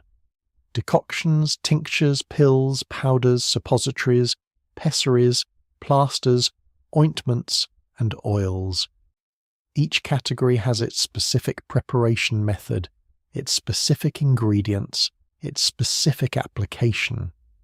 The apothecary was not a physician. He was not supposed to diagnose or prescribe independently. That was the physician's role, and the relationship between physicians and apothecaries was formally regulated in many medieval towns, part of the emerging professional structures of late medieval urban society. But in practice, especially in the absence of physicians or in the lower social registers, where physician fees were unaffordable, the apothecary was often the first and only medical professional consulted. He knew his preparations, he knew the ingredients, he knew the standard formulas from the standard reference texts, the Antidotarium Nicolai, the major pharmaceutical formulary of the medieval period, named after a physician at Salerno who compiled it in the 12th century and listing over 150 compound preparations. The Antidotarium. Nicolai was used in apothecaries and hospitals across Europe for centuries, a standardization of practice that helped ensure, not perfectly but meaningfully, that the same preparation in Paris and in London and in Milan would at least contain the same main ingredients. The medieval apothecary shop was not a modern pharmacy, but it was a genuine pharmaceutical enterprise, a place where real drugs were compounded from real ingredients according to established formulas, dispensed carefully and used by practitioners who took their craft seriously. We discussed bloodletting earlier in the context of leeches, but the full picture of medieval bloodletting deserves a more complete treatment because it is one of the most misunderstood practices in medical history, simultaneously overused to catastrophic effect and, in specific contexts, genuinely therapeutic. Medieval bloodletting calendars, detailed charts showing which veins to open on which days of the year, correlated with lunar phases and zodiac positions, are among the most elaborate productions of medieval medical manuscript culture. The astrological component was taken with complete seriousness. It was believed that the moon's influence on bodily fluids, an extension of the obvious fact that the moon controls tides, meant that bloodletting performed at the wrong lunar phase would be ineffective or dangerous. The vein to be opened depended on the condition being treated and on which organ system was affected. The cephalic vein in the arm was opened for conditions of the head, the basilic vein for conditions of the liver and spleen, the veins in the foot for gynecological conditions. The amounts bled varied enormously, from a few ounces in gentle cases to, in extreme cases, multiple pints. Repeated bloodletting in large volumes, especially from already weakened patients, would have caused hemorrhagic shock in some cases, a fact that medieval practitioners occasionally noted with some alarm without connecting it systemically to their practice. But here is where the story becomes complicated. There are specific conditions in which phlebotomy, the removal of blood, is the correct modern treatment. Hemochromatosis, a genetic condition in which the body absorbs excessive iron, is treated by regular therapeutic phlebotomy, removing blood to reduce the body's iron load. This is standard current medical practice. Polycythemia vera, a blood disorder in which the bone marrow produces excessive red blood cells, increasing blood viscosity and the risk of clotting, is treated with regular phlebotomy. Acute right heart failure secondary to fluid overload in certain cardiac conditions was historically treated, and sometimes appropriately, with bloodletting to reduce cardiac preload. Severe hypertension, extreme high blood pressure, can sometimes be temporarily reduced by removing blood volume, though this is no longer standard practice with modern antihypertensive drugs available. In all of these conditions, medieval physicians who prescribed bloodletting were, with no knowledge of any of these mechanisms, applying the right treatment. Their patient with hemochromatosis, suffering from the fatigue, joint pain, and liver damage of iron overload, improved with regular bleeding. Their patient with polycythemia, ruddy-faced, subject to headaches and clotting episodes, improved with bleeding. The theory explaining why was entirely wrong. The outcome was correct. We should not romanticize this. The vast majority of bloodletting in the medieval period was applied to conditions where it was useless or harmful. Fevers, infections, respiratory illness, weakness, pain. In those cases, taking blood from a sick person made them sicker, sometimes fatally. But in the specific cases where iron overload or polycythemia was the underlying problem, and these conditions were not uncommon, given the genetic prevalence of hemochromatosis, particularly in European populations, the medieval physician who bled their patient was, unknowingly, prescribing the right treatment. The phlebotomy chair in the medieval hospital was not always the instrument of harm it is sometimes portrayed as. Occasionally it was doing exactly what it needed to do. Iron deficiency anemia, weakness, pallor, fatigue, shortness of breath caused by insufficient red blood cells was extremely common in the medieval world, particularly among women of reproductive age, among the poor who had limited access to iron-rich foods, and among those whose diet relied heavily on plant-based foods that contained iron in forms less bioavailable than the heme iron of meat. Stinging nettle, Urtica dioica, was one of the most widely used medicinal plants in medieval Europe, recommended for a remarkable range of conditions including joint pain, skin complaints, respiratory problems, and general debility. Among its applications was its use as a blood tonic, a preparation to strengthen the blood and combat weakness. Nettle is extraordinarily rich in iron. 100 grams of cooked stinging nettle contains approximately 1.5 to 2.5 milligrams of iron, comparable to spinach and significantly more than most other leafy vegetables. It also contains significant amounts of vitamin C, which markedly increases the absorption of non-heme iron from plant sources. The combination of high iron content and vitamin C in the same plant makes nettle an unusually efficient dietary iron source.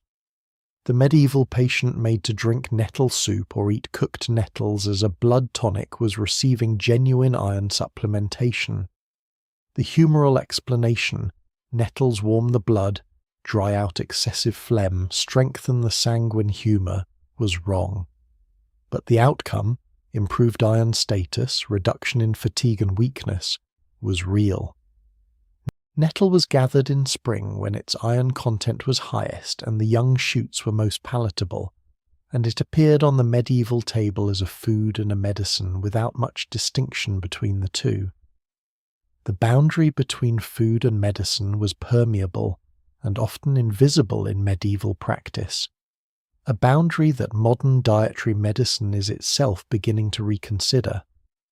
Medieval approaches to mental illness are often caricatured as purely demonic, that every mentally ill person was considered possessed, treated with exorcism, or burned as a witch.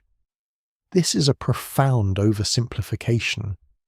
The medieval medical tradition, particularly in the learned Latin literate medical tradition, treated most mental illness as medical disease. Avicenna's canon of medicine devotes substantial attention to mental conditions, describing what sound recognizably like depression, anxiety disorders, mania, psychosis, and obsessive-compulsive disorder, with medical explanations and medical treatments. The Arabic medical tradition in general was ahead of contemporary European practice in this regard, but learned European medicine followed. The great medieval classification of mental illness was organized around the humours, predictably. Melancholia, caused by an excess of black bile, was depression, fear, and sadness. Phrenitis, caused by hot fever affecting the brain, was acute psychosis, often associated with fever-related delirium. Mania, caused by an excess of yellow bile, was states of agitation and grandiosity.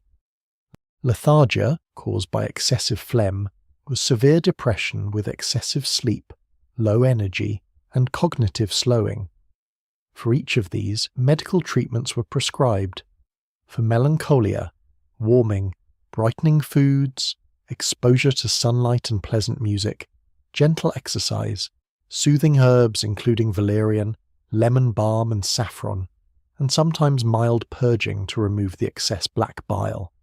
For mania, cooling, calming foods, restriction of activity, lavender and cooling herbs, sometimes mild sedation with narcotic preparations. The music therapy for depression is particularly interesting. Multiple medieval medical texts recommend music as a treatment for melancholia. Avicenna specifically writes about the use of pleasant music and pleasant company in treating depression. Music therapy is a recognized modern clinical discipline with a substantial evidence base for mood disorders, anxiety, and various neurological conditions. The medieval recommendation for music in depression was not idle comfort. It was the intuition of experienced practitioners that something in the nature of musical experience affected the emotional state in ways that had therapeutic value.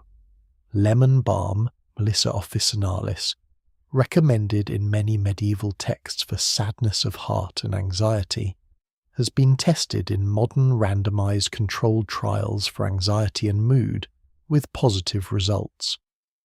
The compounds in lemon balm, including rosmarinic acid and various terpenes, appear to modulate GABA and serotonin receptors, the same receptor systems targeted by modern anxiolytic and antidepressant drugs, though with much milder effects. Saffron, Crocus sativus, also recommended in medieval texts for melancholia, has been the subject of numerous modern clinical trials for depression, with several meta-analyses finding significant antidepressant effects. The mechanism involves safranal, crocin, and other compounds that modulate monoamine neurotransmitter systems, again overlapping with the mechanism of modern antidepressants. The medieval physician who prescribed saffron tea, pleasant music, and gentle walks in fresh air for a depressed patient was prescribing something that modern psycho-oncology, lifestyle medicine, and phytomedicine would recognize as reasonable. The theory was wrong. The practice had genuine elements of what works. One of the most remarkable aspects of medieval medical knowledge is how much of it persists, in one form or another, into the present. Not as curiosities or historical artifacts, but as living practices, living preparations, living pharmacological investigations. The World Health Organization estimates that approximately 80% of the world's population relies primarily on traditional plant medicine for their primary healthcare needs. Many of the plants in those traditional pharmacopoeias are the same plants that appear in Bald's Leech book and Hildegard's Physica and the Herbarium Apulae. Garlic, ginger, turmeric, elderberry, valerian, St. John's wort, milk thistle, willow bark. These are among the most widely used medicinal plants globally, and they are among the plants with the most robust modern clinical evidence.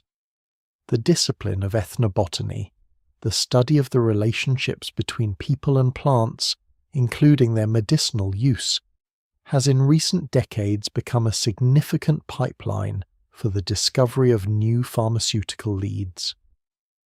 Researchers systematically study traditional medicine systems, identify the plants used for specific conditions, isolate their active compounds, and test them. This approach has yielded some of the most important drugs in the modern pharmacopoeia. Artemisinin, the most important antimalarial drug of the late 20th century, credited with saving millions of lives, was isolated from Artemisia annua, a plant used in Chinese traditional medicine for fever.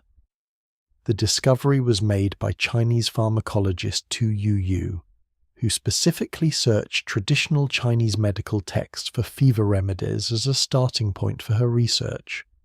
She won the Nobel Prize in Physiology or Medicine in 2015. The taxanes, a class of chemotherapy drugs including Taxol, were derived from the bark of the Pacific yew tree, which Native American tribes had long used medicinally.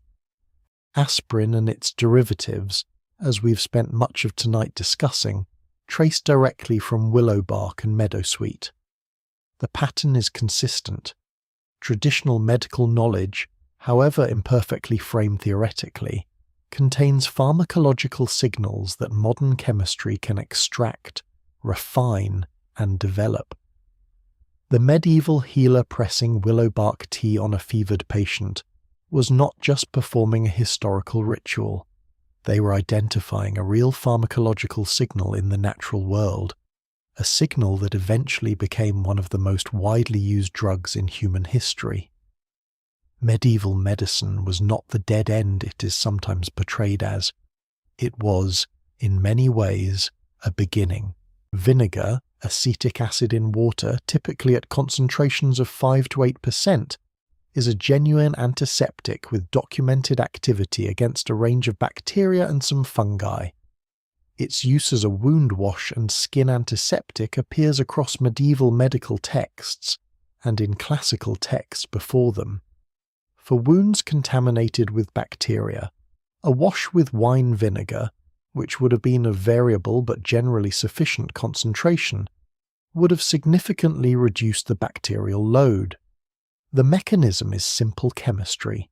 Acetic acid denatures bacterial proteins and disrupts bacterial membranes at the concentrations found in culinary vinegar. In the absence of modern antiseptics, vinegar was a useful, available, and genuinely effective antiseptic wash. It would have stung. The acid on raw tissue is uncomfortable, but it would have worked. The medieval practice of washing wounds with wine vinegar before dressing was sound practice. Let us pause our catalogue of remedies for a moment and walk more slowly through the space in which all of this healing happened. The great medieval hospital, the Hôtel Dieu in Paris, founded in 651 CE and considered the oldest operating hospital in the world, still functioning today in a building on the Île de la Cité, is perhaps the most impressive example. But there were hospitals across medieval Europe. In England, the Hospital of St. Bartholomew in London, founded in 1123, St. Thomas's Hospital, founded around 1173, the Hospital of the Holy Cross in Winchester. In Germany, the Great Hospital at Lübeck. In Italy, the Hospital of Santa Maria della Scala in Siena, founded in the 9th century, built around the idea of caring for pilgrims and the poor. These were not hospitals in the modern sense, not primarily places of acute care and surgery. They were more often places of rest, shelter, and nursing care for the sick poor, the elderly, the abandoned, and the dying. The theology behind them was clear. Caring for the sick was caring for Christ. The parable of the Good Samaritan, the words of Matthew 25, "I was sick, and ye visited me." The physical space of a medieval hospital was typically a long hall, a great ward, with beds along either side and sometimes down the centre. At the far end, an altar, so that bedridden patients could attend Mass by turning their heads. Candles, incense, the sound of prayer at the canonical hours, matins, lauds, prime, terce, sext, nun, vespers, compline, the great rhythm of monastic life overlaying the quieter rhythm of the sick and sleeping. The beds were simple, wooden frames, straw mattresses, linen coverings when available. Patients in the poorer hospitals often shared beds, 2, 3, even 4 to a bed. The healthy mixed with the sick in a way that would make any modern infection control nurse pale. But the impulse was genuine, and the care was often loving. The staff were most often religious. Monks, nuns, lay brothers, and sisters of various religious orders dedicated to hospital service. The Hospitallers of St. John, later known as the Knights Hospitaller, began as a hospital organisation in Jerusalem before they became a military order, and their early statutes describe the care of patients with remarkable specificity and gentleness.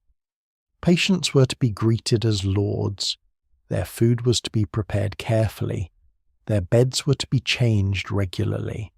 Those who could not feed themselves were to be fed gently, with patience. The diet of a medieval hospital patient was thoughtfully considered within humoral theory. Broth, particularly chicken broth, was universally recommended for the sick.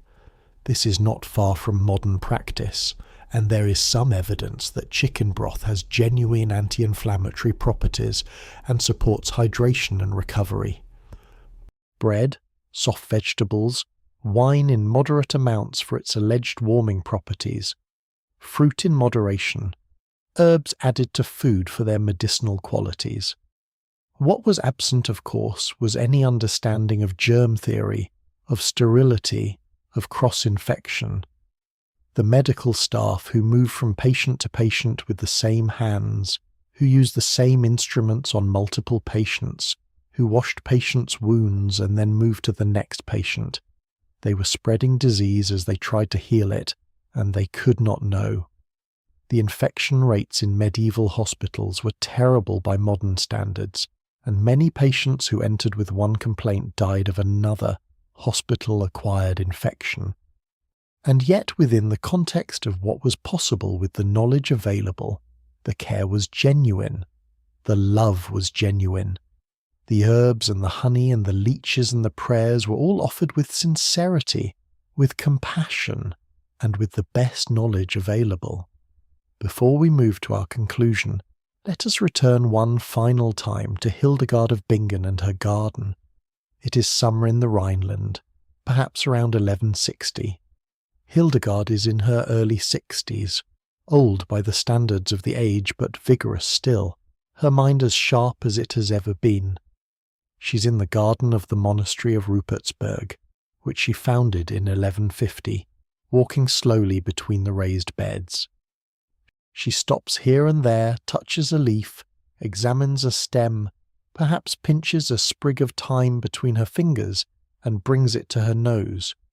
She's composing in her head the chapter on thyme for her Physica. She believed that plants were put on the earth for the healing of human beings, that God had inscribed in every created thing a healing virtue. Viriditas, she called it, the greening power, the life force that animated all growing things, and that could be transferred to the body in need. She was wrong about the mechanism, as she could not help but be. But she was right about the premise, that the natural world contained genuine healing compounds, if one only knew where to look and how to prepare them. Her remedies, across the Physica and the Causeat Curae, number in the hundreds. Some have been tested by modern pharmacologists and found to have genuine activity. Some cannot be assessed because the plant names are ambiguous. Some are pure symptomatic magic.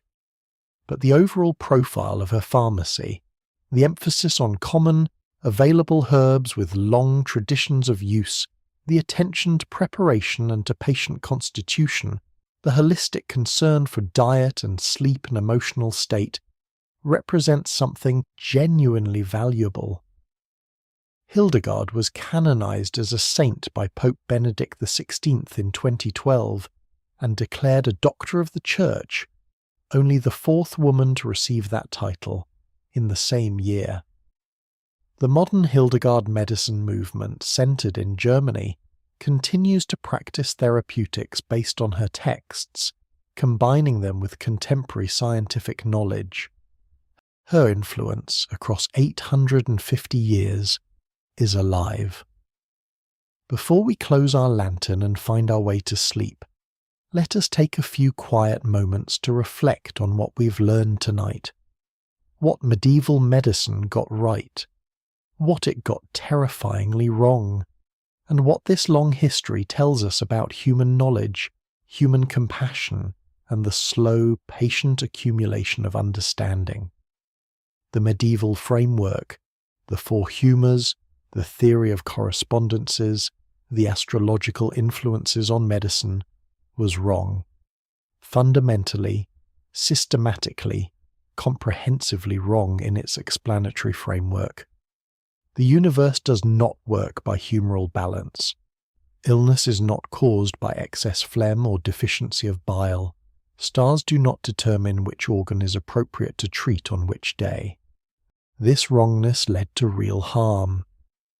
Bloodletting, which had some specific beneficial applications, as in post-surgical venous congestion, was applied in medieval practice to conditions for which it was not merely useless but actively harmful. Patients weakened by illness were further weakened by having blood removed. The most famous case in modern historical memory is perhaps the death of George Washington in 1799, not medieval but using the same tradition, who was bled repeatedly during what appears to have been an episode of acute epiglottitis, and died, probably as a partial result of the bloodletting. Many medieval anaesthetic preparations were dangerously imprecise. Many purges and emetics caused serious harm.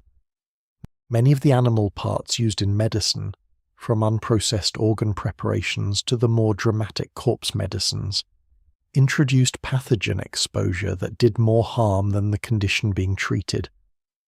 And the role of prayer and religion in medieval medicine was double-edged. On the positive side, it created a framework of care and compassion that motivated the founding of hospitals and the service of religious caregivers. On the negative side, it sometimes replaced active treatment with passive prayer, and it created theological barriers to dissection and to the development of systematic anatomical knowledge. Yet, and this is the remarkable thing, embedded within the wrong framework were hundreds of correct observations, correct treatments, correct applications, honey on wounds, willow bark for pain, liver for night blindness, leeches for venous congestion, maggots for necrotic tissue, herbal antibacterials in wound preparations, antiparasitic plants, anti-migraine herbs, liver protective plants, anti-inflammatory preparations. The wrong theory pointed again and again toward right practice. The humoral system, bizarre as it seems to us, was a framework that encouraged systematic observation and systematic intervention.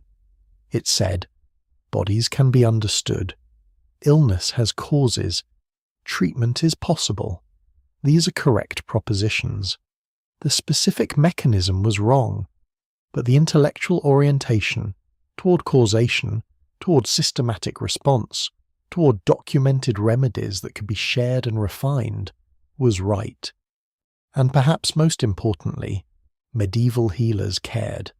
The monk in the infirmary who sat with a fevered patient through the night, the woman healer in the village who had learned her remedies from her grandmother and would teach them to her daughter, the physician who refined his treatment protocols over decades of practice. They cared about the people they were treating. They brought everything they had, everything they knew, everything they believed, every herb in the garden and every compound in the apothecary, to the work of trying to help. That caring, that human impulse toward reducing suffering is not nothing. It does not cancel the harm done by wrong treatments, but it's continuous with the impulse that drives modern medicine across the enormous distance of changed knowledge and changed technique. We are the inheritors of all of this. The honey dressings in our hospital wound care units trace an unbroken line back to Egyptian papyri and medieval monasteries. The hirudin derivatives in our anticoagulation protocols descend from the leeches in their monastery pots. The aspirin in our medicine cabinet carries, in its name, the memory of meadow sweet in a damp European meadow. The antibiotics that have saved hundreds of millions of lives are the descendants of the moldy bread, the herbs, the slow empirical accumulation of observation. We stand on the shoulders of people who did not know what they knew, but knew it nonetheless. And so we find ourselves at the end of our journey tonight. Or perhaps, more accurately, we find ourselves at the beginning of sleep. At that slow, drifting threshold where the stories begin to soften and blur, where the candlelight behind the closed eyes fades gently, where the herbs and the monks and the brass vessels and the leech pots and the willow trees along the river all begin to dissolve, slowly and quietly, into the dark. It is very late now. Wherever you are, in your bed, under your blanket, with the window showing either stars or city lights, or the grey emptiness of a clouded sky, the world outside is quiet. Or if it is not entirely quiet, then you are quiet within it. You are here, in this soft space, drifting with me through the centuries. Think for a moment about Brother Anselm at his writing desk in the candlelit monastery corridor. He's still writing, very slowly, his quill moving across the parchment. Outside, the wind moves through the bare oak trees. A dog barks somewhere, very far away, and then is silent. The candle sputters faintly. A breath of cold air found its way through some crack in the stone, and then steadies again, its flame returning to its calm, upright burn. He writes down a remedy, something for a fever perhaps, something with willow and elderflower and honey, and he writes it as carefully as he can, because he hopes it will be useful.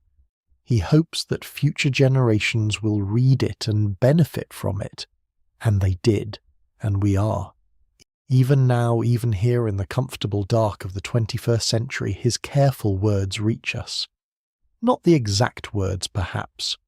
Those are in a manuscript somewhere, under archival glass. But the knowledge behind them. The knowledge that willow relieves fever. The knowledge that honey heals wounds. The knowledge that certain herbs, carefully prepared and thoughtfully applied, ease suffering in measurable ways. He wrote it down. It survived. It matters. Think about the woman at the river, peeling willow bark on a summer morning. Her husband is sick. She knows what to do. She has known since her grandmother showed her, and her grandmother's grandmother before that. This long, unbroken chain of women who knew things, who watched things, who carefully passed down what worked. She strips the bark, she simmers it, she sweetens it with honey, she brings it inside. She's giving aspirin. She does not know this, but she is. And every morning this week, as you reach for a tablet to ease a headache or a fever, you are doing what she did. The chemistry has been purified. The dose has been standardized, the tablet is coated and stamped and packaged, but the willow is still there in its essence. Her remedy and your remedy are the same remedy, separated by 800 years of chemistry. That continuity, across all that time, through all that change, is something to rest in, something warm. Think about Hildegard, old now, in the garden at Rupertsberg. She's looking at a plant she's known for 60 years. The morning light comes through the leaves of the elder tree at the corner of the garden and falls, warm and dappled, across the herb she has tended for a lifetime. She thinks, this is all here for us. It was made for us. This quiet world of growing things, this pharmacy of the creation. We have only to learn to read it. She was not wrong. The world is, in a very real and non-mystical sense, full of medicine, full of compounds that evolved in plants and fungi and bacteria as part of their own biological strategies, defense against pathogens, competition with other organisms, attraction of pollinators, communication with their environment, and that, by remarkable coincidence or by the deep logic of shared biochemistry, interact with human biology in ways that reduce suffering and promote healing. Hildegard read this as the language of God. Modern pharmacologists read it as evolutionary chemistry. Both readings are pointing at the same thing, a real property of the natural world that has been available to human beings all along, waiting to be understood. There is something that moves me personally about the story we have told tonight. Something that goes beyond the intellectual interest of the history, beyond the surprising pharmacology, beyond the clever detective work of the researchers who tested Bald's Eyesalve against MRSA. What moves me is the caring. In every one of the stories we have visited tonight, the monk at his writing desk, the woman at the river, the surgeon at Sutra, the apothecary at his scales, the plague doctor in his leather gown, the wise woman in the village with her grandmother's remedy. There is someone who cared, someone who looked at a sick person and said, I will try, I will bring what I have, I will do what I know. They didn't always know enough. Many of their patients died in spite of their care. Many perhaps died because of their care harmed by wrong treatments given with good intentions. The history of medicine is full of this. the harm done by caring, by trying, by applying imperfect knowledge with full sincerity. But the caring was real, and the caring matters, not sentimentally, not just as a warm feeling, but clinically, pharmacologically, genuinely. We know from extensive modern research that the quality of human care, the warmth, the attention, the genuine concern of a healer for a patient, has measurable physiological effects. It modulates stress hormones, it affects immune function, it influences pain perception. The placebo effect, which we mentioned in the context of the royal touch, is a real phenomenon with real biological correlates, and it is activated in part by the experience of being cared for. The medieval healer who sat with a patient through the night, who brought the herbal preparation with gentle hands and warm words, who prayed over the sick with genuine faith and genuine love, they were delivering something real, even when the herb was wrong or the theory was mistaken. The caring was medicine too. Modern medicine has in some ways made it harder to deliver this kind of care. Not because modern practitioners do not care, they do profoundly, but because the complexity and the pace and the institutional structures of modern healthcare create barriers between the caring impulse and its expression. The medieval infirmary, with its long quiet ward and its religious routine and its fundamental orientation toward the person rather than the disease, had something that modern intensive care units, for all their technology, sometimes struggle to replicate. We are not proposing that anyone go back to garlic poultices and ox bile. Modern medicine has saved billions of lives, and its tools, the antibiotics, the vaccines, the surgical techniques, the imaging systems, the pharmaceutical compounds that would have seemed like the most impossible magic to any medieval physician. These are gifts beyond measuring. The medieval world was a world of immense suffering, of early death, of epidemics that swept through populations like fire through dry grass, of pain endured without relief, of conditions that are now completely curable, claiming lives at 30 and 40 that would otherwise have lasted to 80. We are not romanticizing the medieval medical world, but we are looking at it with attention, with the recognition that imperfect knowledge can contain genuine truth, with the understanding that the impulse to heal is ancient and honourable and continuous across all the centuries of change, and with the slightly surprised delight of discovering that the remedy in a 1,000-year-old manuscript can kill a drug-resistant bacterium in a laboratory in Nottingham. The past is not as gone as we sometimes think. It is here, in the honey on the wound, in the willow bark in the aspirin, in the leech in the microsurgery unit, in the maggot dressing in the wound care clinic. The past is helping you rest tonight. If you're still awake at this point in our journey, if these stories have failed, pleasantly and perhaps usefully, to carry you into sleep, then let me invite you to stay a little longer here, in this comfortable dark. You don't need to do anything. You don't need to solve anything or plan anything or worry about anything. The night is long and gentle and you are safe in it. Whatever the day held, it is done. Whatever tomorrow holds, it has not arrived yet. Right now there is only this, the slow, quiet movement of your breathing, the weight of the blanket, the darkness behind your eyes, and somewhere in the imagination, a candlelit monastery where a monk is writing down what works, a river where a woman peels willow bark, a garden where an old woman walks between the herbs in the morning light.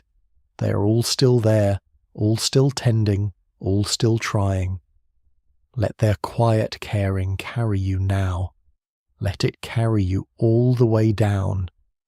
If you have found peace tonight in these stories, in the slow turning of pages through medieval herb gardens and monastery infirmaries, through the laboratories of the University of Nottingham and the archaeological sites at Sutra Isle, through the brass vessels and the leech pots and the willow-bordered rivers of a world 1,000 years gone, then please, if you feel so moved, find us again.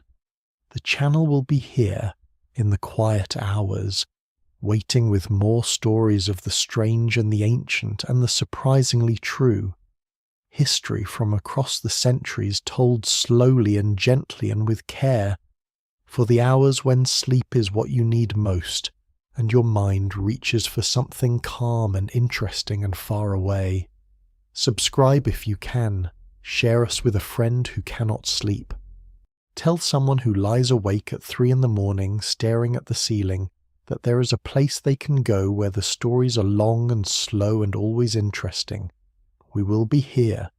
Come back another night, and we'll go somewhere else together. Somewhere equally old, equally surprising, equally worth knowing. But for now, for this particular night, this particular darkness, this particular gentle hour, close your eyes a little more completely. Let your breathing slow. Let the herbs do their quiet work. Let the honey settle over the wound of the day. Let the willow bark of 1,000 years of stories ease the ache of wakefulness. The medieval world is still. The monastery is at rest.